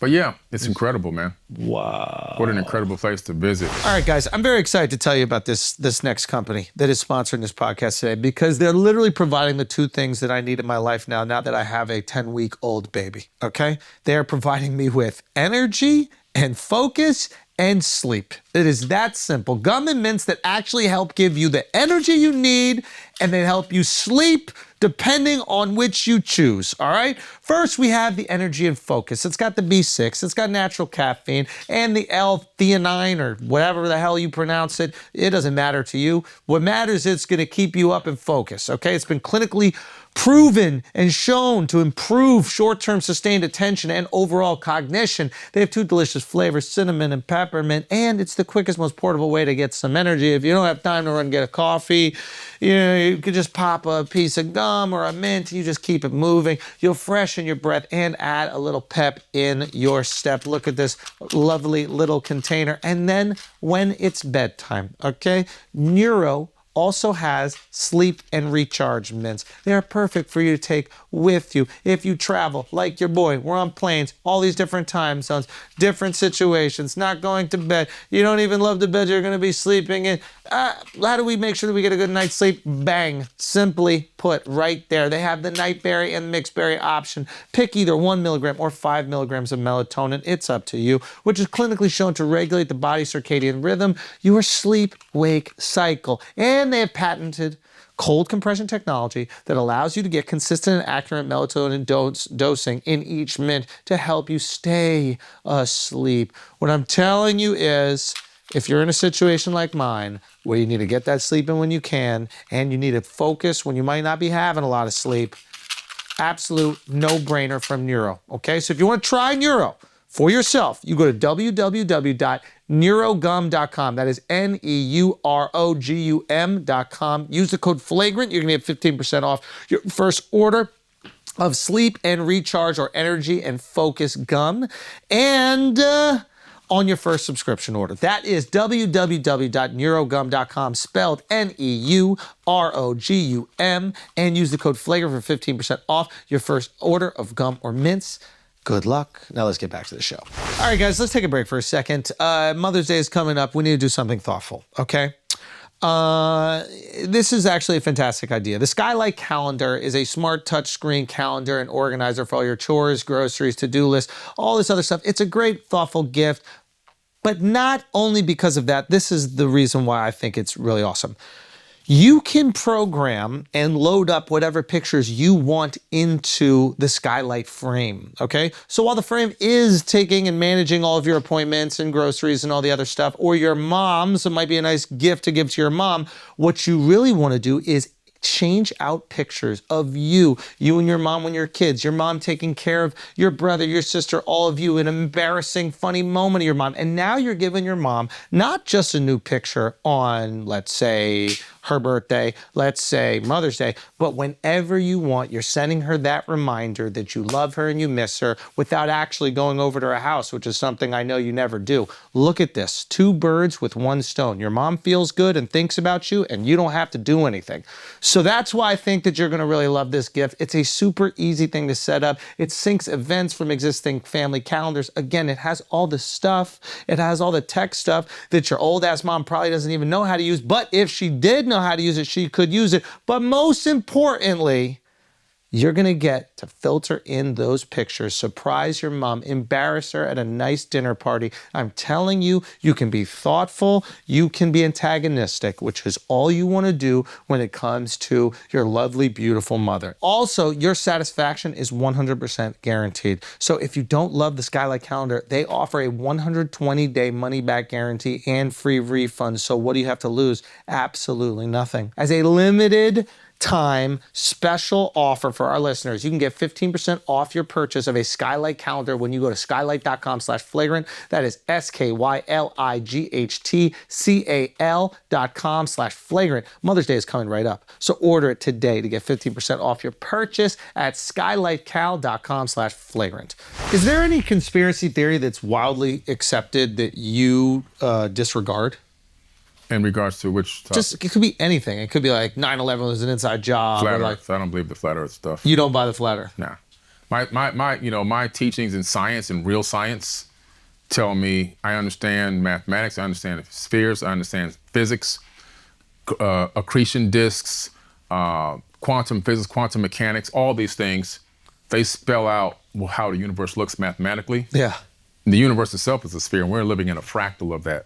Oh yeah, I want to get into that. Yeah. Wait, one last question about the pyramids. So, let's go back, what is the purpose of like the pyramids of Giza? Oh yes. Okay, yeah. So the Great Pyramid is a power generation system, or was. When the energy shot out of the apex, the magnetized crystal granite obelisk would capture that ambient energy. And if you had something called a JED, you can connect that JED with a wire, which we have pictures of the hieroglyphs of them doing this, to light bulbs and electroplating devices and everything else, and you can power tools.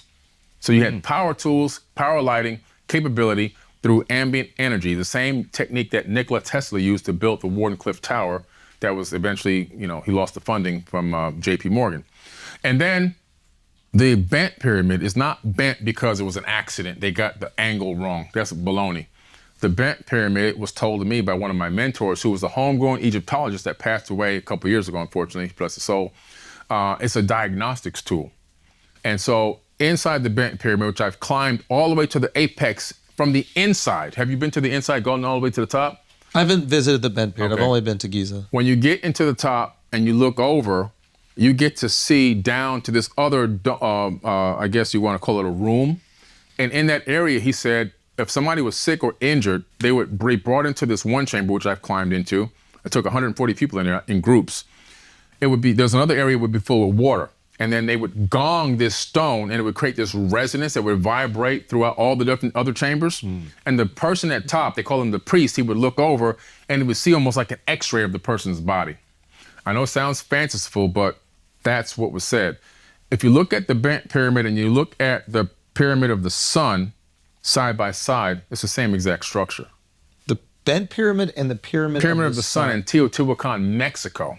Got it. Right? Very similar shape. Yeah. So the shape isn't an accident. It's not the exact same, but I hear what you're saying. The angle, the change of the angle, the look, the feel of it, you kind of get the idea. Now, the argument for the one in Teotihuacan is they're going to say that this would create the most structural integrity. Whereas the bent pyramid, I think that they say that they were using like mud blocks, right? And didn't those stones are limestone and this in the thing bent is, pyramid? Yeah. My understanding was that it was kind of collapsing under its own weight. No. Like that. The bent, I'm doing a whole show on this. I believe, yeah. The bent pyramid, you see those areas on the corner that are dark and all kind of chewed up? When you go up right on them, you notice that they're actually burnt. They're charred. And then there's a debris field coming off of the corner down into where the sand is. And I have some of the samples that we've had looked at, those samples of charred stone, burnt stone.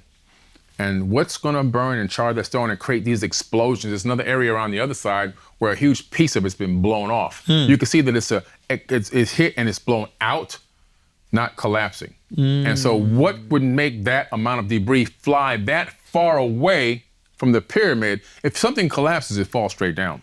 Yeah. This stuff goes up and out. And you can kind of calculate the trajectory. You go, oh man, something impacted this. A projectile impacted this pyramid. So it's another remnant of an ancient war, in my opinion, that same war that I told you about earlier. But the pyramid is like that by design. So you're saying that these pyramids were power systems? Not all of them. This one was supposed to be, according to my source, a diagnostics tool. But the Great Pyramid of Giza was a power system. Power plant, yes. I've heard this before. And there's been books written about this by engineers. Yeah, and how would it Dunn. function as a power plant? Well, it functions well. Like I said, running water underneath granite creates physiostatic electricity. Yeah. In the area that you walked up, that grand gallery, there's these slots on the side. Okay. And we estimate, or we hypothesize, that there were rods in those sections. They call them resonating rods. Okay. And that would step up the energy going into the king's chamber. And then from there was some type of fusion that would happen. If you notice that a stone box inside the king's chamber has a big chunk missing off of it, and if you look across directly to the wall, 20 feet away, you can see where that chunk that flew off impacted the wall and created the shape of that broken piece. How can you break rose granite and send it that distance and crash into another piece of granite and have it break into that piece? So we know that there was an explosion in there, okay? Yeah. So evidence of an explosion. It's a power generator. Now the queen, what I was talking about earlier, the queen's chamber, water would flow into that. And Christopher Dunn, when I interviewed him the other day, after all these years of me talking about this, I had no idea he had the same hypothesis. This is a guy who's a real engineer. The water would go down there, and through electrolysis, they would extract hydrogen atoms from the water. Okay. So if you take a battery, like a 9-volt battery, put it in a glass of water, you'll start seeing bubbles.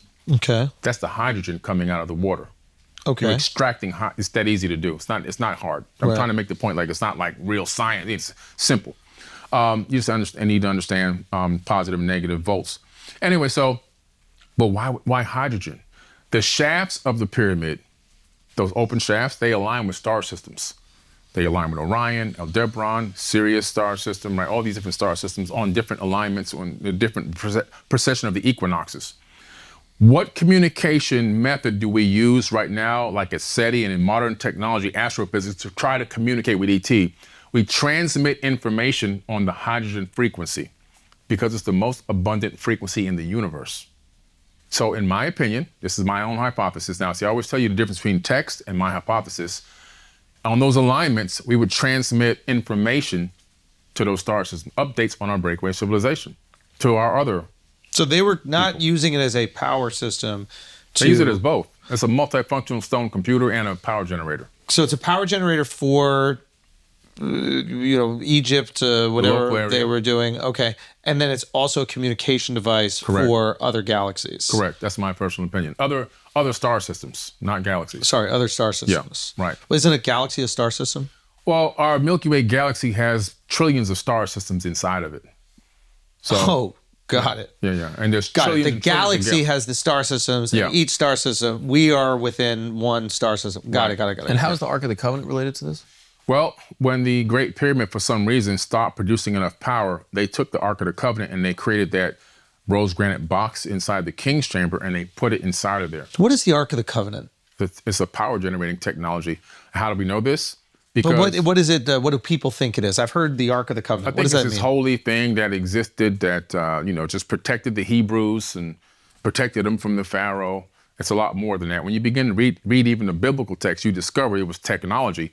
The person that handled it had to have on rubber boots, right? It's electric. You had to have on special rubber gloves. You had to have on these breastplates to help diffract some of the radiation that was coming out of it. And if you didn't have that stuff on and you touched it, you'd die instantly. People thought it was holy and magical. No, it's just technology. You're getting shocked to death. Right. Now, the descriptions of this thing, sending out lightning bolts and all this stuff and vibrations and buzzes, it's electrical. So some scientists at a university in America reproduced it utilizing the same instructions in the biblical text, Reproduce what? the Ark of the Covenant. And guess what? It generated so much power they had to shut it down.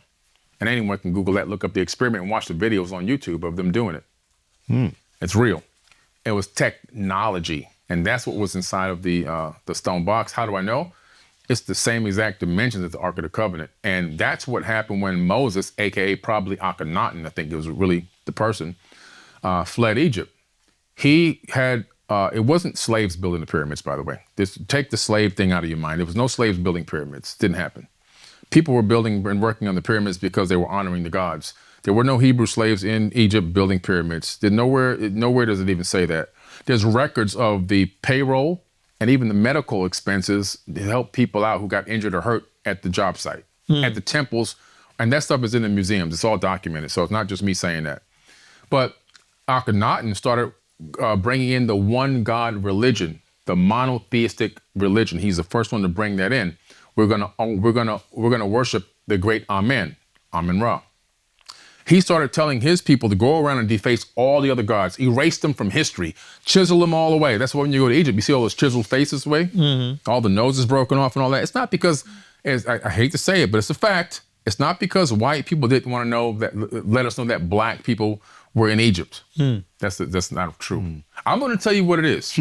It's not true. I've been there long enough to know, and I know enough history to know when the white people actually arrived there, these things were broken before They even got there. they even got there. Yeah. So there's enough noses that still exist, by the way, that are on display that tell you, well, wait a minute, if these are just as old and these still have noses, then these never got beat up.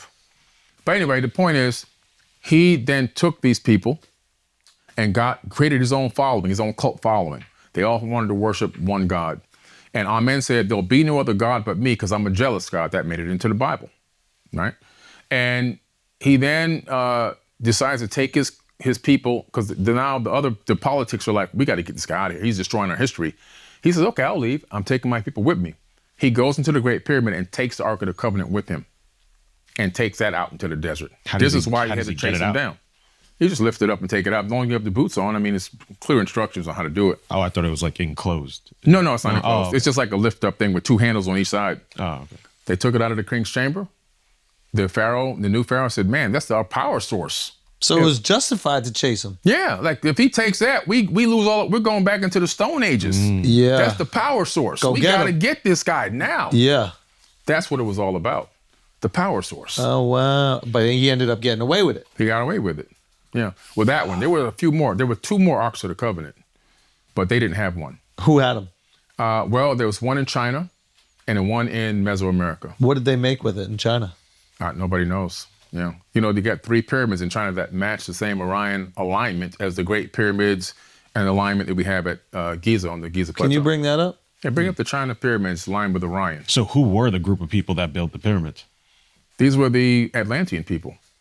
Yeah, they had humans working on the pyramids because, I mean, you know, if I own a construction company and then I have a master architect, underneath then I have a foreman, underneath them then I have the workers. You see?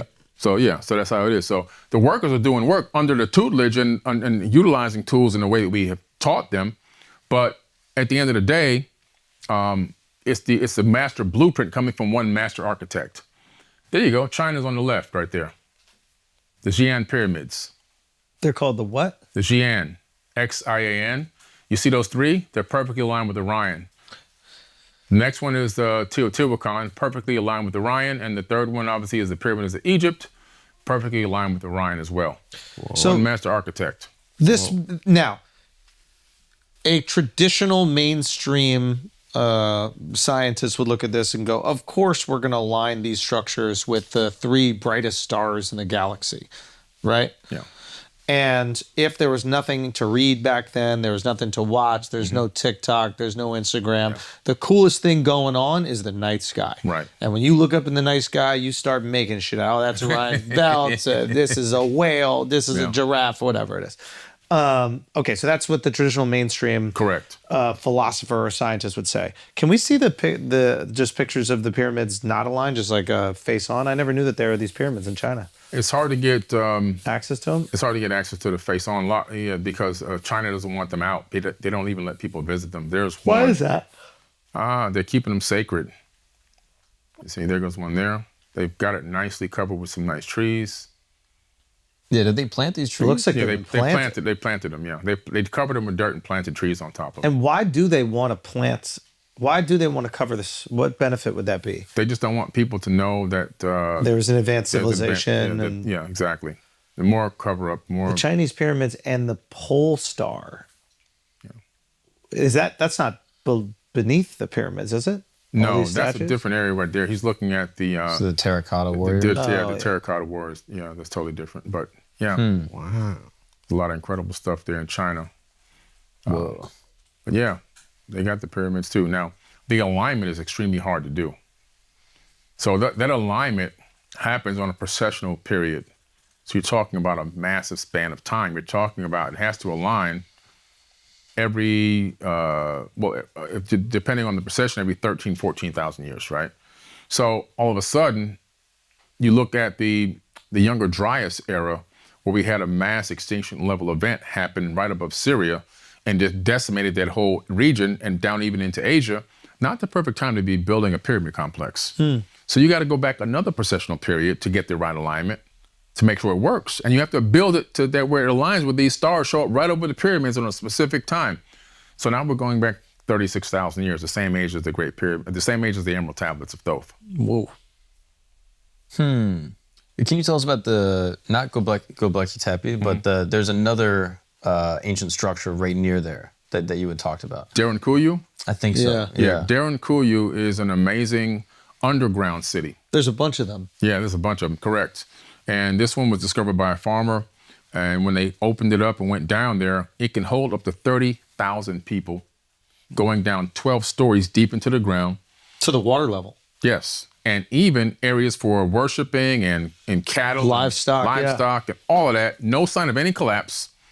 14,000 ventilation shafts leading to the highest levels to bring oxygen to the people at the deepest level. And what is your That's advanced hypothesis? technology, because when you have a ventilation shaft this wide, an inch or two wide, cutting through solid stone down 12 stories, what kind of tool can do that? Yeah, that's interesting. How do we Why do would that? they build it though? Why would they want to live underground? Good question. All the cultures around the world, all the indigenous cultures have the same story.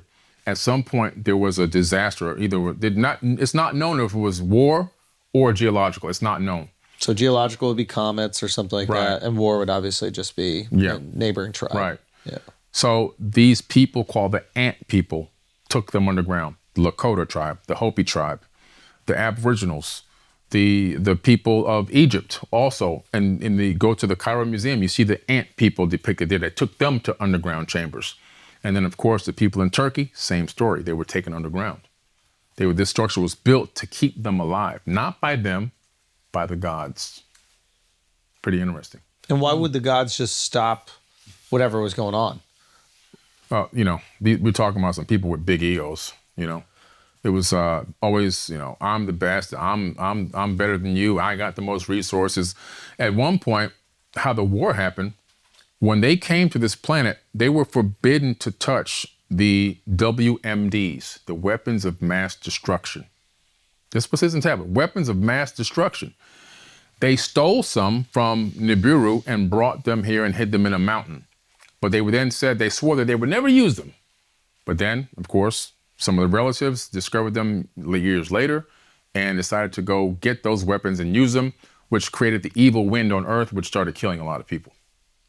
And then that's when they said, well, Enki went to his father Anu and said, can you stop the evil wind? And he goes, no, I can't. So get in your skyship and forebode. That means get the hell out of here.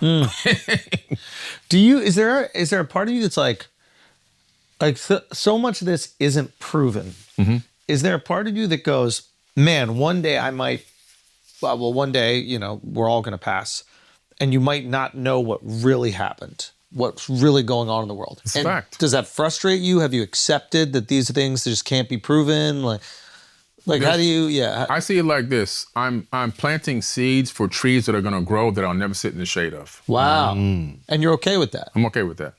I've done my part. In the grand scale of things, in this incarnation, I feel like I've done my part. Do you ever wish that you would get a sign from these advanced beings, from these cultures that exist in different galaxies or solar systems? In 1977, when we moved to Miami and Opelika, we lived next to the Opelika airport.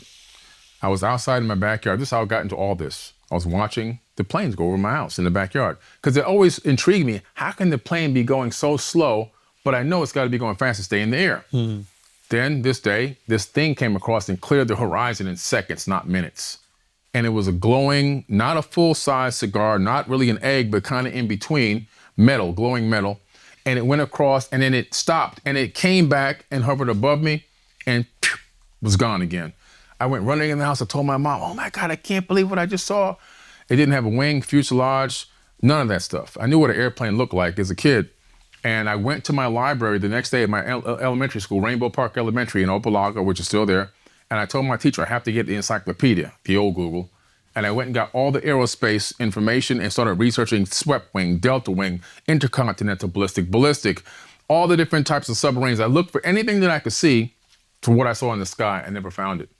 But that's what led me down this whole rabbit hole, the discovery. I became a kind of a quasi-aerospace historian, and that led me, eventually technology led me into ancient civilizations. So you think you saw an alien spaceship? Yeah, because back then I don't believe we had the technology to create a ARV, an alien reproduction vehicle. I think what I saw was probably a real UFO. Wow. Are you the first black guy to see a UFO? No, I'm not the first black guy.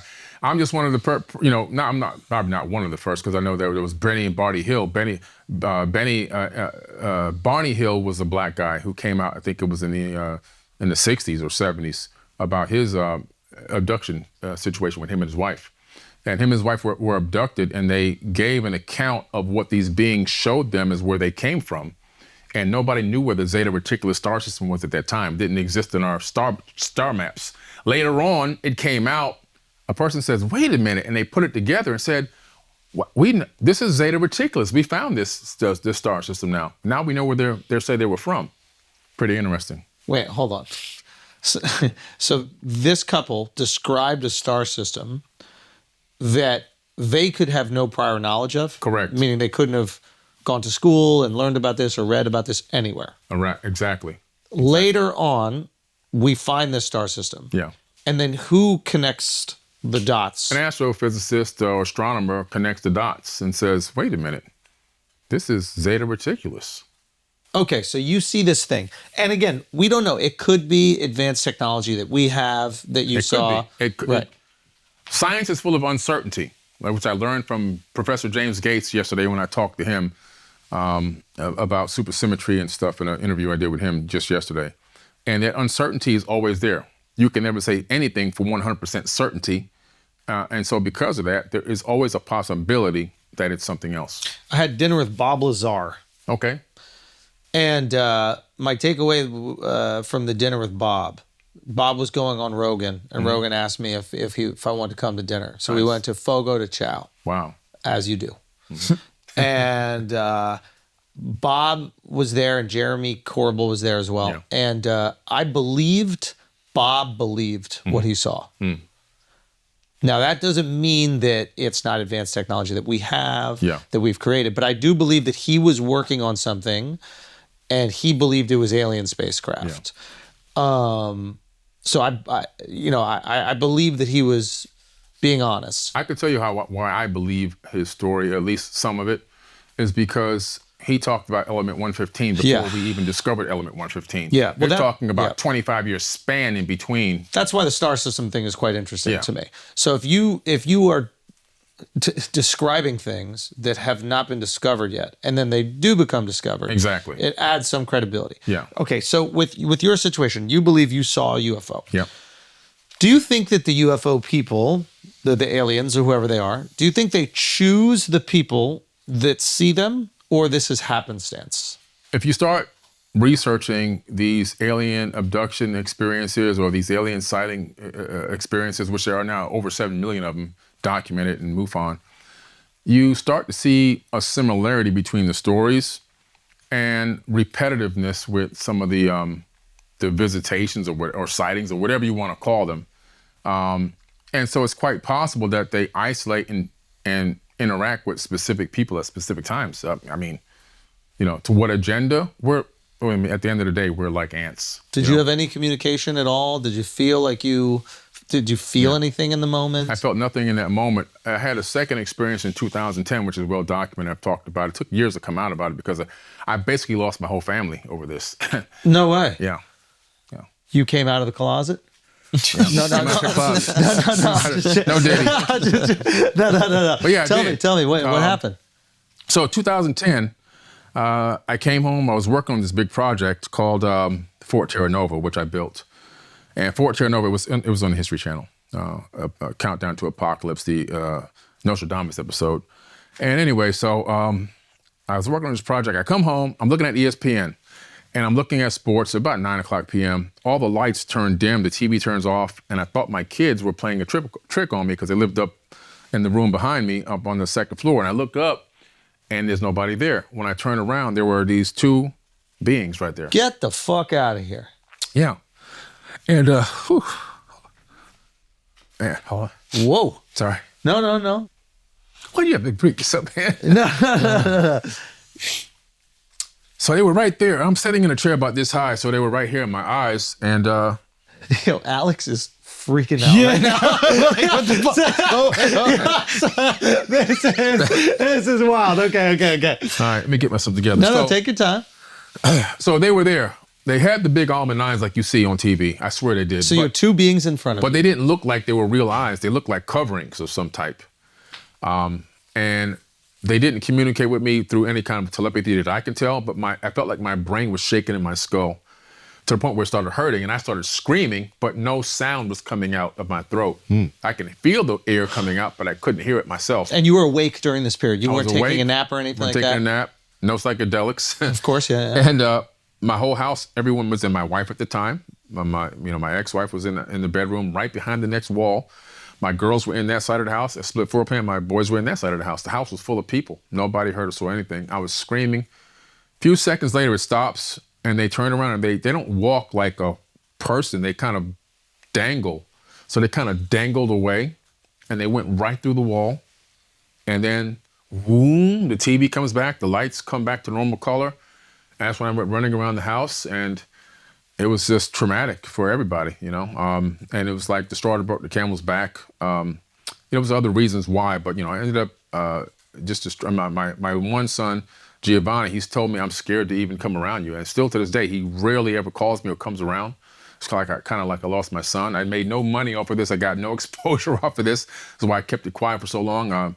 Lost my family, created a lot of dissension. I remember we were on a highway one day, and my wife was driving at the time, my ex-wife, and she slammed on the brakes, and it was like, just get out of the car, because the kids were scared, and I was like, I'm sticking to my story. I'm not changing my story because this really happened to me, and they just didn't want to hear it. But her parents were Jehovah's Witnesses, so everything was of the devil, and so it was a pretty traumatic experience. It took a long time to talk about it. The only reason why I came out with that information was because I started running into a lot of people at conferences that would come up to me and tell me that they were having these experiences. They were horrified to talk about them. So I felt like if I would talk about it, I would give them strength for them to have expressed themselves and walk in their truth and believe in their experience that they had. Okay, so when you started telling this story just right now, I want to point something out. Yeah. Listen, I'm skeptical about everything. I just want to let you know. Yeah. I could believe there was one physical sensation that I saw in you that kind of freaked me out. I'm not going to lie. Crying, people can put that on. True. You started to perspire. Yeah. I know. That, to me, I don't know. I know that actors can induce crying. I don't know if they can induce sweat. so to me, the tears are less of an example. I mean, your whole forehead just started to sweat. So maybe that is the traumatic experience of the loss of your family, and that is evoking that reaction. But fuck. Okay. Were the beings, did they have clothes on? Was there anything else discernible about them? Yeah, they didn't really have on what looked like clothes to me. They weren't really gray. They were almost like brownish, but they had very big eyes, two little tiny dots for a nose, a slit for a mouth, They never opened the mouth. They never opened. It never moved at all. It didn't even shake. There was no facial movements. I couldn't discern if they were even real or not real, or, in terms of like being something that was flesh. But their hands were very long and dangly like you see on TV, I swear to you. And I was just like completely shocked. Now, two things happened to me after this situation. The first thing was, of course, I scared the hell out of everybody. The second thing was, I kept hearing this voice in my head over and over again, worldwide telescope, worldwide telescope, worldwide telescope, over and over and over. So finally, the next day I got so tired of this, I couldn't stop this noise, this phrase. What was the sound of the voice? What was the... It sounded like my voice. It's your own voice. My own voice. Echoing worldwide telescope. Worldwide. Over and over and over again. So I go to my computer. Back then, Google wasn't a big name yet. It was excite.com. So I get on excite.com. I type in worldwide telescope, but you can type it in on Google now. First thing popped up was worldwidetelescope.org, and I almost fell out of my chair. Worldwidetelescope.org is a site where all the space probe data from all the missions into space exists based on taxpayer and research data. So you can download this. Back then you had to download it. You couldn't just web. You didn't have www4 or whatever they call it now. But now you can just run it from the app, from the browser. But back then you had to install it. You can still install it if you want. I go in there. I go in and I go, okay, what is this? And I see Moon, Mars, all these other planets and so forth and star systems. I click on Mars. I click on Mars. Then I see panoramas pop up. I go, panorama. I click on panoramas. The next thing I know, I see the names of panoramas. So I click on McMurdo Valley. I go into McMurdo Valley, and I start seeing things that don't belong. What's a panorama? It's like just an image? A wide image, but it's not just a regular image. It's an image that allows you to zoom in, zoom out, pan left and right from the rover's perspective. So you're looking at images that have been taken from spacecraft. From the Mars rovers. The Mars rovers. Yeah. Of Mars? Spirit rover and Opportunity rover. But they are of Mars, or Yeah. they're of... They're of Mars, on Mars. Got it, okay. Yeah. Spirit rover is no longer operating because one of the last images it transmitted looked really strange, and I think they just blew it up or something. they never turned it back on after that one. But these things that I saw on the surface between the presidential panorama and also a McMurdo Valley, they didn't look like they belonged on Mars. They looked like broken down structures from the Middle East. And I was like, what the hell is this? And the more I looked, the more of these anomalies I kept seeing. So it led me down a whole rabbit hole into anomaly hunting. That anomaly hunting got me into researching these ancient civilizations. That's how it happened. That's literally how it happened. So because of that experience, I became an expert in ancient civilizations, literally. That's how I got into it. And do you feel, is this an example of the... Yeah, that's the Spirit rover right there on the upper left. And there's a lot of anomalies. We've documented so many crazy anomalies over the years. And I can send you some if you want to pop them in there. Just some crazy stuff that made CNN, that made CNBC, Fox News. A lot of our stuff has been featured in the news. We've downloaded over 1 million of these panoramas from the space agencies, and we've now documented over 60,000 anomalies. Things that don't belong there. Everything from pyramids to Ankhs. Yeah, what is the craziest statues. Image that you have documented? The craziest image I would have to say would be this object that looks like, I gotta say looks like, because we're not there, looks like an airplane. Another one would be this statue on the side of Victoria Crater. And I can pull these up and give them to you. Another one would be these Ankhs. We found several Ankhs laying around in the sand. What's an Ankh? The Egyptian Ankh. The cross with the loop on top. Oh. Yeah. What are those doing up there? And I'm just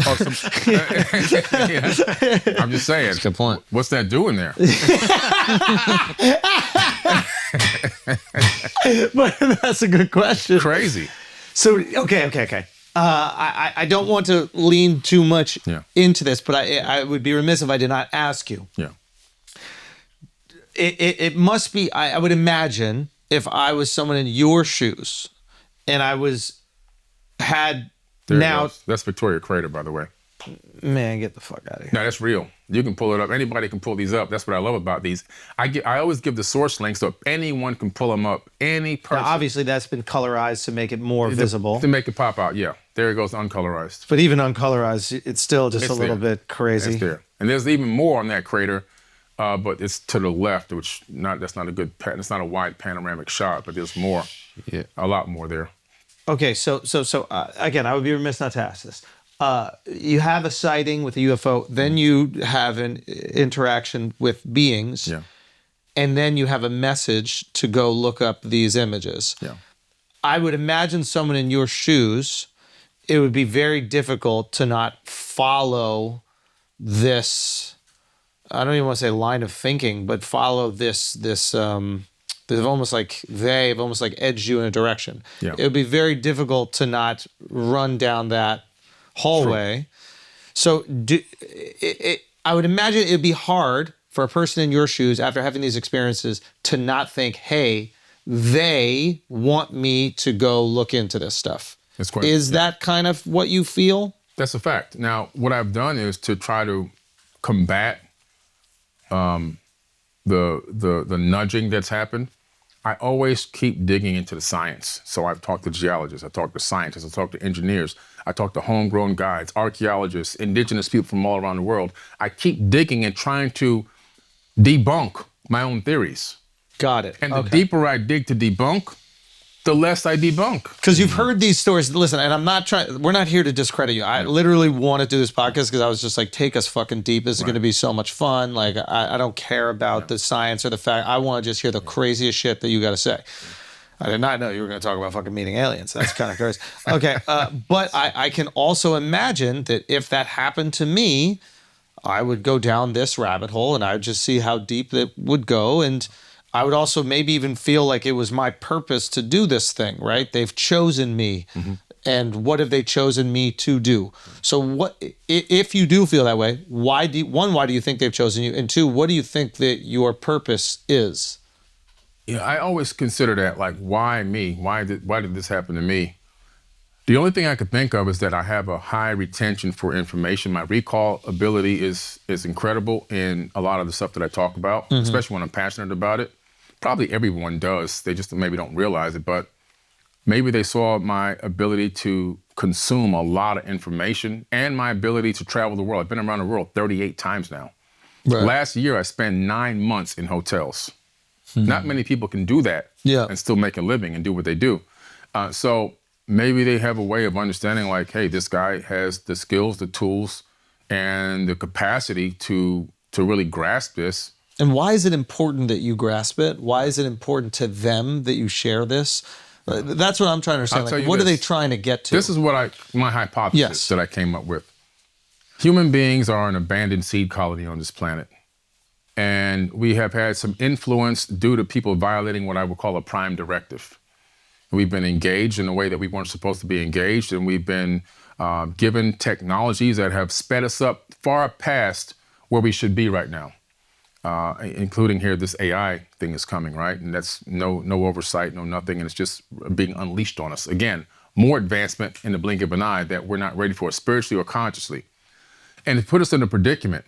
And I believe that there are people out there that are watching us, I do mean people, that are watching us and observing us to see when we're gonna go from being babies that are learning how to crawl, to learning how to walk, to learning how to run, to being adolescents, to even then becoming full, and consciously in the spirit, to becoming full-grown adults.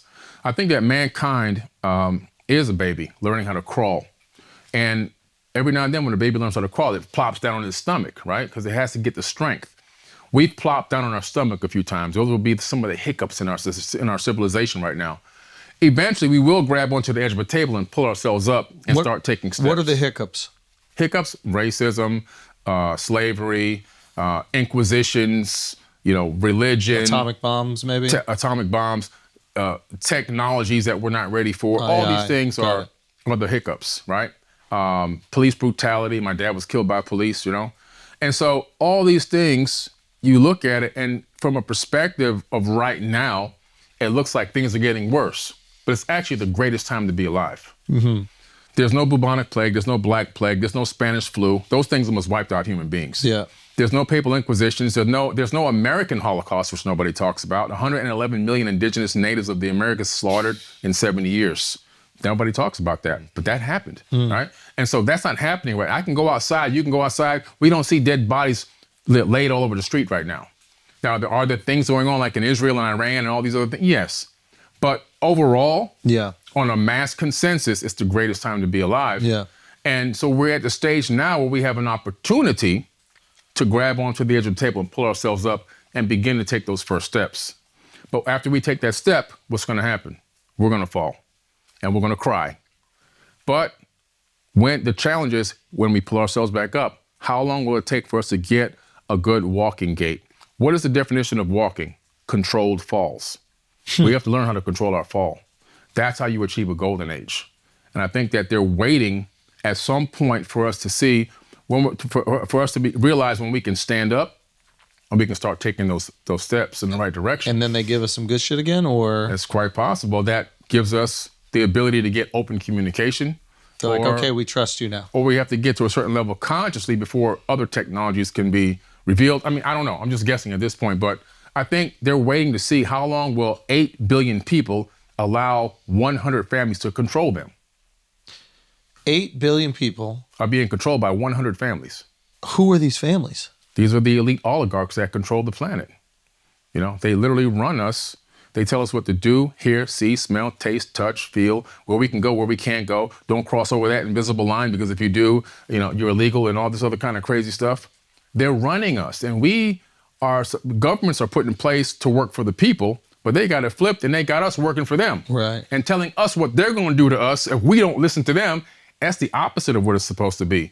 So at some point, what they learned from the learned it. Anunnaki? They learned it, and they learned it real well. But that's what the Anunnaki? At least that's what you're saying that they did for the human race, right? But the reason why the world it is today, why we have this boot on our neck, is because of us. We're the problem. The 8 billion are the problem. Because we haven't elevated our consciousness to the level that they're sharks. A shark smells blood. A shark attacks. Right. A shark is going to be a shark. How come we, as 8 billion people, haven't stopped falling for these divide and conquer tactics and stop fighting each other over the scraps and realize who the real enemy is? While we're fighting each other, they're just cutting up the pie and laughing at us. Left wing, right wing, all the same bird, right? There's no such thing as a Democrat or Republican. Mm-hmm. The only thing that does exist, like I say, is a group of elite oligarchs that torture men, women, and children worldwide. That exists. Democrat and Republican doesn't exist. Now, how can we be so sure that those people are not working with the beings that you saw?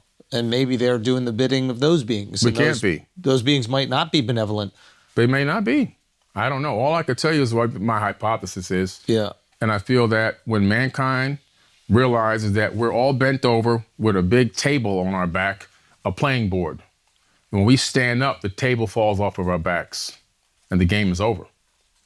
And standing up means unity, loving one another, treating you and everyone else like brother and sister, understanding that we are all just different aspects of one another, and realizing that everything is conscious. And then we get to the next level. Until then, it's going to be this whole, I'm better than you and you're better than me. You see the rap civil war going on and all these crazy things going on. I mean, we have to get above and beyond that to the next level. And then humanity will really take huge strides. Do you wish that experience never happened to you? I used to in the beginning, but now I see that it put me on the path where I am. I'm extremely happy now. You know, I'm married again. I've got a fresh start, you know. I'm very happy I found somebody on the same frequency as me. That works side by side with me and understands and travels with me. One of the hardest things to do is travel with somebody and be gone for 9 months in like deserts and stuff, you know what I'm saying? So I found somebody that really gets it. And so I'm really in a really good place right now. And the business is being built, utilizing my passion. I walked away from my call center business, even though it was very successful. I walked away from it. I gave my share to the other partners and just jumped off the cliff and said, I'm just going into the knowledge thing and that's all I'm going to do. And didn't really have a plan or anything in the beginning, and then I waited 7 years to monetize it, but everything is going as planned. So I think everything happens in divine time, and I think I'm right where I'm supposed to be. Do you wish you did anything different when you saw the aliens? You wish you said anything? I couldn't. I couldn't say anything. But I'm sure you think back to that moment. Yeah. Do you wish you like tried to communicate telepathically? Do you think you fucked it up? Do you like, damn, this was my one moment, I just screamed? I don't think so. I think whatever that shaking was, it did something to me. Maybe they were just trying to put something in my head. I mean, I have no idea. Are you familiar with Aleister Crowley's depiction of lamb? No. Have you heard of this? Aleister Crowley's depiction of a lamb? Of the entity that he was talking to. Oh, the entity. Oh, yeah. Was that similar to what you saw? Can you bring it up, Mark? That's a horrifying, more like a clown. Like it's like the big overhead, right? Mm-hmm. When it kind of goes out like this. Mm-hmm. Yeah. No, it wasn't like that. It was more like the, almost like the ones you see in the movies, which means it told me right away that these movie directors or whoever is writing these movies, they know what these people not look like that. You see how his head is more like a big out like that with a big brow in the front. It didn't look like that, no. But that doesn't mean that he didn't see that. Mm-hmm. I mean, there's so many different people that exist in the universe. You know. Do you feel like we're in end times right now? Like, do you make anything of like end time revelations or like biblical revelations of us being in the final days? Yeah, I looked into all of that, and I personally feel that we're in the beginning of times. I think we're going into a new age. We're heading into the age of Aquarius pretty soon, and we're in the age of discovery, revelation, and growth. And I don't believe in the end times doctrine. I think that the end times doctrine has been preached over and over again to keep mankind believing that he's stuck and there's a cap over his head. I really truly believe that right now is, like I said before, one of the greatest times to be alive. And I believe that we're in the beginning. So people say it's coming to an end. I go, no, we're coming to the beginning. The beginning, like the Mayans said, we've gone through 4 worlds and we're heading into the 5th. They weren't talking about destruction. They're talking about a 5th world in consciousness. And I think that we're at the precipice now of going into the next level. And there's a fork in the road coming. Do we go down this side or do we go down this way? And so hopefully we're nudging, we meaning this podcast and many other people are nudging people in the right direction to get them to wake up, question their reality, question themselves, ask questions, do better research, stay away from the foolishness, and try to elevate themselves. Do you think Christ will return? I don't think the Christ will return in the sense that people believe a being is just going to come back riding on a cloud. I believe that the return of Christ is the Christ consciousness. I believe Christ said that the Christ will return, the Christ consciousness in each and every one of us. Each and every one of us has the crystallized consciousness, and you can achieve that through growth, through personal growth. And I believe that the return is when everyone obtains the same level of frequency of love, peace, and respect, dignity, and elevation. We all become adept initiates. We all rise and we all return at the same time. It takes a certain number of people to achieve a certain level. It's like that monkey effect. When a certain amount of people get that frequency, the mass expands around the planet. And I think that the Christ is a consciousness that's going to return to the planet, not a person coming from the clouds. Interesting. Fascinating. Yeah, that's Billy, this is some wild shit, man. I understand you don't want to change or fuck with your mind's makeup, but I really think you should like dive into like ayahuasca and some of that stuff. Only because I had a past life regression. Wow. And there was a moment where it's like I couldn't see my grandmother, but for some reason I just knew my grandmother was there. Wow. And it was kind of how you explained that scenario where it's like our mouths aren't moving, we're not communicating, but at the same time there's some level of communication. And I was like, that was like eerily similar to Wow. Yeah, so I was like, you might want to jump into that. You've explored everything else. Like, that's one realm that you haven't touched yet. Yeah, I'll back up my memory first into a DNA hard drive because they have those now, and then just in case, I'll have a backup.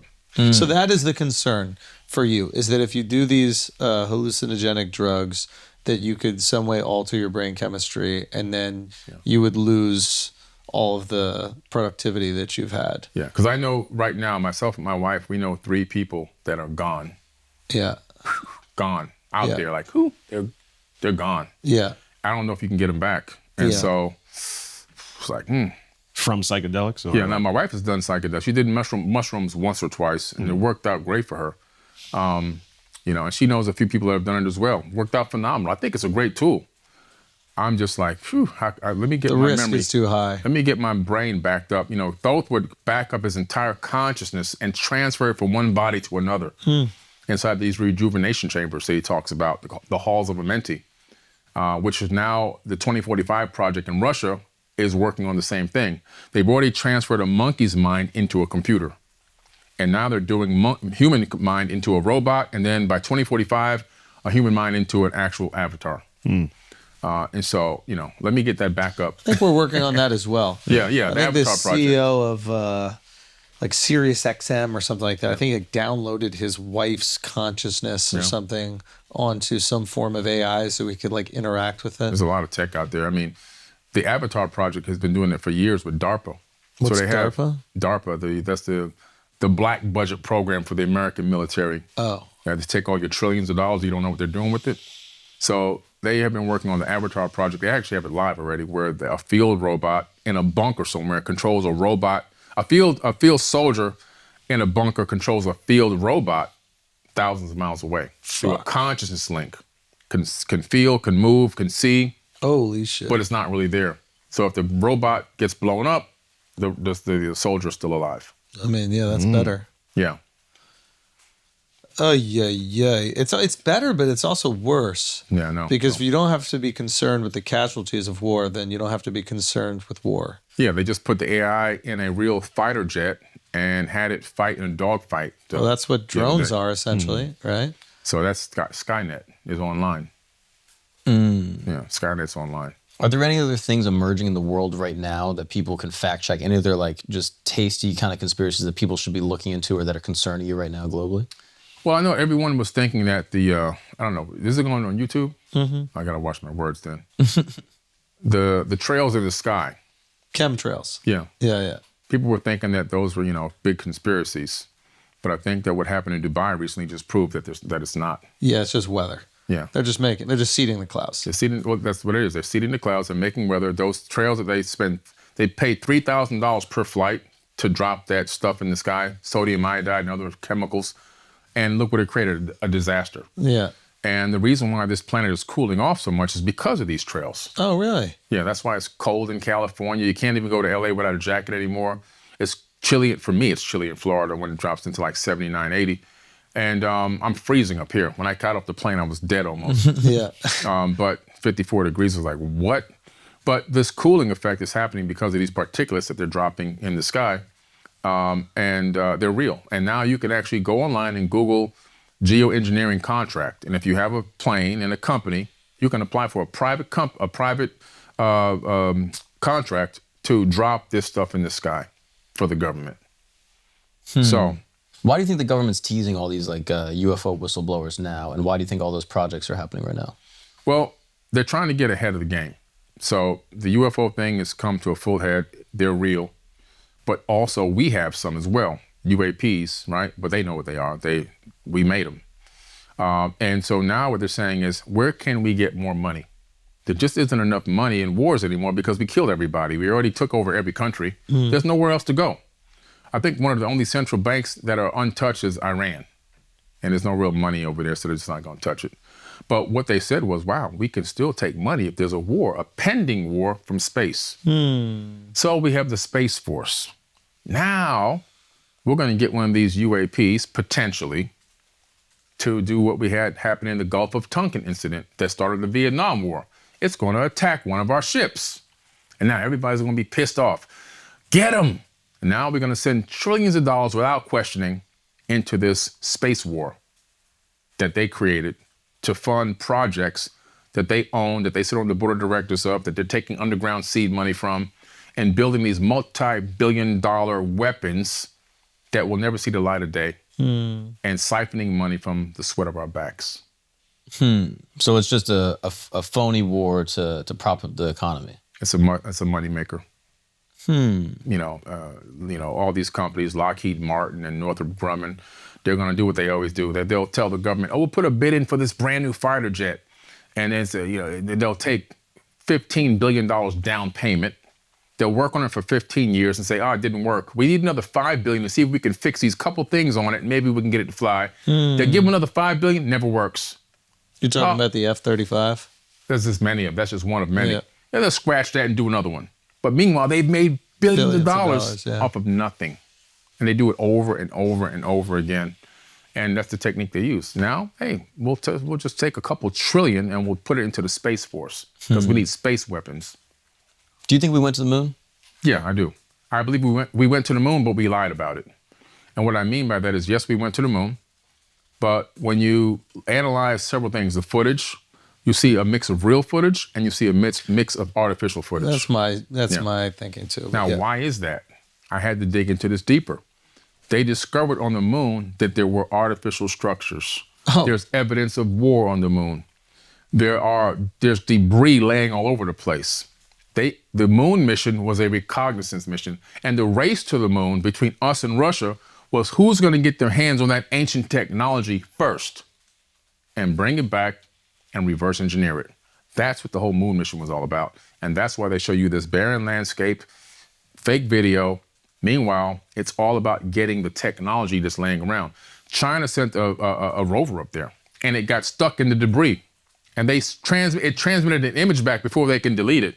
And that went worldwide. It was global. That was like 5 years ago. China rover stuck in the debris on the moon. I went and researched the Clementine mission. It was a military, former top secret mission that became declassified. And as soon as I saw the name Clementine, I knew what it meant. It never came back. Oh, my darling Clementine, you were lost and gone forever. I said, come on. I knew this thing didn't come back, and it never came back. It was a low lunar orbit mission to go around the moon in a low lunar orbit. When it got to the backside, what they call the dark side of the moon, it crashed into something. But on its way there, it transmitted gigs of images back, which was made publicly available. And those images have a lot of anomalies in them, things that shouldn't be there. So we know for a fact that there's something going on with the moon for real. And we got the FOIA, the Freedom of Information Act, on the black box audio from Apollo 11, and anyone can download it now. And guess what it says? It was on one of the documentaries I'm in. The astronaut is looking. What's his name? Neil Armstrong. He's looking down. He says, "Look at those concave structures down there. I bet the people down there never get out." That's on the black box audio from Apollo 11. He wasn't joking. And so, what people? What is he talking about? And why would he say that form of a dome, that form of a structure will make a dome, not a crater? So he's using code to say there's a dome down there and there's people inside of it. When they got Apollo 10, when they got to the backside of the moon, the dark side, comms, you're out of reach of comms now because the moon is blocking you from Earth. Well, something hacked into their comms and started playing this weird music in their comms from that side of the moon, this weird whistling musical note sound thing, and they all freaked out. And that's on the black box FOIA as well. Wait, really? Yeah. Oh, yeah. There's a recording from the dark side of the moon. That's right. That was not planned by NASA or them. That's correct. Oh, yeah. What the fuck? Yeah. They were like, "Who? Do you hear it? Do you hear that? Yeah, I hear it too. I hear it. I hear it. What is that? What is that?" They were freaking out like crazy. Their comms got hacked on the dark side of the moon. Couldn't we see the debris with like telescopes, like hobby telescopes? Yeah, if you have a Celestron 130, which is what I do, a Celestron 130, you can see stuff on the moon. If you know where to look, which basins to look into, you can see stuff out there. Now, is it crystal clear what you're looking at? No, because of the Earth's atmosphere and the haze sometimes, or the cloud cover, or some of the atmosphere kind of gives this wavy look. But there's a lot of images pre-Photoshop that you can get right on nasa.gov that clearly will show you objects are there, things that don't belong. And I think that, like I said before, the moon missions were reconnaissance missions. And did we get some stuff? Oh, we got some stuff. Like, what's one object that was found that didn't belong? They didn't tell Oh, you they're not that. gonna tell you. But what they did do, there's two things they did. One is they put an array of receiving dishes and sending dishes on the moon, and they transmit almost daily from Earth there via laser. What data are they sending? Who are they talking to? Why are they sending data back and forth to the moon daily? The next thing is the USGS.gov did a radar scan of the moon using the Arecibo dish, which now is broken. Unfortunately, we got a lot of good data from that dish. But the Arecibo dish, before it broke, it took ground-penetrating radar scans of the moon. And with those images from USGS.gov, you can clearly see 30 meters beneath the moon's surface. And you see what look like beams, structures beneath the surface of the moon. Could that be why all those craters are the same depth and they don't really go much deeper? I mean, I don't know. Why it rang like a bell when they dropped the limb or dropped the capsule on it? It's possible. And in the ancient text, Enlil talks to his son about going on a trip to the moon, and they go away for a long, long time. And they had to wear their eagle's masks because the atmosphere was thin. That's in the Sumerian tablets. How did they know that? And so it's pretty crazy stuff. In one battle, one of the families loses the battle and they're banished to live on the moon in the ancient text. Any truth to it? I don't know. That's just what it says. Interesting. Yeah. Okay, last thing I'm curious about. What's going on in the ocean? Oh man, the ocean is like the most unexplored place in the universe for us, at least as humans. There's a lot of things going on underneath the ocean. If you ever fly across the Atlantic to like Qatar or something like that, or Dubai, if you can take Qatar Airways, they have that screen that shows you the scan of the ocean as you're flying over it. Just look at that for a few hours. You'll start seeing things. You'll start seeing what looks like remnants of structures underneath the water, and which is pretty crazy because it's like a scan. So you're seeing what's down there, even if it's dark outside, you can still see what's down there. And some of those things look like remnants of ancient structures that have been destroyed or flooded over or whatever.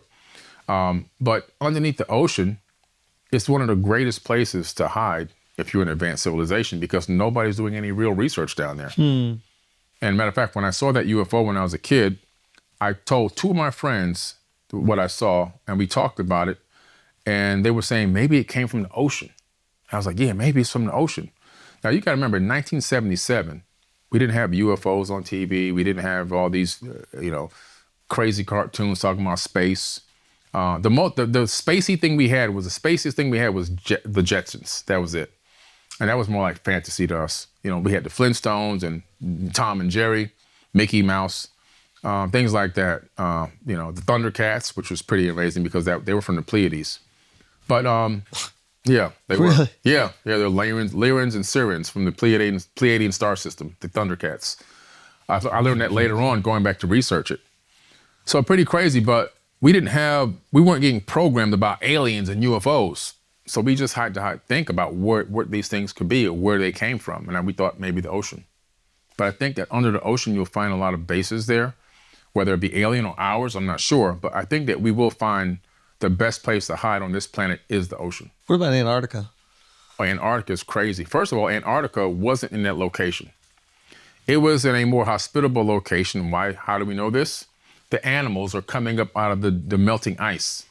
And so they take them to do autopsies on them, and they have undigested food in their throats and their stomachs. So what does that tell you? They were flash frozen. So now we're talking about tectonic plate slippage. We're talking about a huge continent slipping and moving into a different position, probably within hours, not even days, and creating a global flood. And when that water washes across that land with that cold air and that wind, everything is frozen very rapidly. So this is why those animals have undigested food, because they were frozen extremely fast. And the Antarctica was in a more hospitable location. So we know that. Now there's a giant hole down there, about 30 meters wide. This hole is visible from Google Earth. And when you look at that hole, that 30-meter wide opening, you see all the bases from the biggest countries around Earth are there in this research area. And they're all working in collaboration, no war zone. And so no war zone. There's one other area down there, though, one other research base that makes you scratch your head. The Rockefeller Foundation is there. So they have a research base down there as well, I think right next to Germany. And so we have a guy on our TV network named Brad Olson. He went down there and he got on land and got allowed to get off the boat and come on land. And it's on a TV series called The Secrets of Antarctica that we have on our TV network. But yeah, it's crazy. Now, Buzz Aldrin went down there. This is when the presidents and all the famous people were going down there at one point. All the leaders of the world were going down there. He got invited to go down there. He hopped on Twitter and said, the people that they're meeting with were facing the most, he said, we're facing the most ultimate evil. We're facing the ultimate evil. And then the tweet got deleted about 4 or 5 hours later, but everybody already screenshotted it. It's too late. Now, once you get it on Twitter, you know how that is. And then they flew him out of there and said he was getting sick. He was coming down with some kind of cold or something. He wasn't sick. Whoever they were meeting in that hole, he didn't like what he saw. And now to add to that, I went to do some training for remote viewing with Major Ed Dames. He's on, you can look him up on Wikipedia. He was the head at one point of the CIA remote viewing program, right? Project Stargate. And so I was trained by him for 2 days, total of about probably 16 hours, 1 year, the next year about another 10 hours.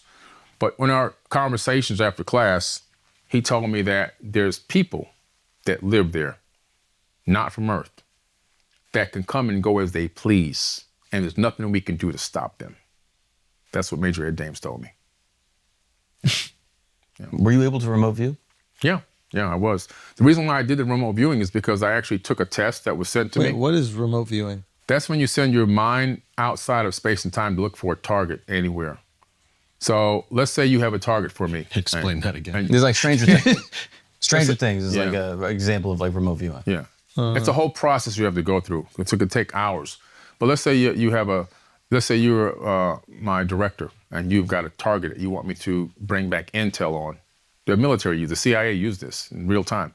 So you will, let's say it's a target, let's say it's a file inside of a cabinet, inside of a desk in Russia. You will attribute consciously a random number that's on this random number generator to that file. You'll get the number and you will sync it by thinking about this number is attached to this file that we need to see what's in it. You will then give me, the remote viewer, the number. That's it. That's all I get. And from that, there's a process you go through. The first thing is you get to control of your breathing. And the second thing is you have to create something called an idiom, which is a scribble on a piece of paper. From there, you go into this whole process, step by step by step, of drawing what the target's bringing you. So you never physically go there, you send your mind there. And the US military and even the Russian government have used this for decades, the same crazy technique. The lady I had the past life regression, she told me about that. She's like, certain colleagues of hers get used by the CIA to find like assets, and like, they do it like telepathically. They do it all the time. Fucking nuts. I'm so confused. How? It's nuts. I don't understand it. I'll tell you what, I have a whole 4-hour class I taught on this. I will send you a link to watch it for free. I'll send you the whole link. You guys can download it, watch it, and check it out. It's a 4-hour class, and you can then duplicate the processes that I teach in that show, in that workshop. You can duplicate it for yourself. This is Billy.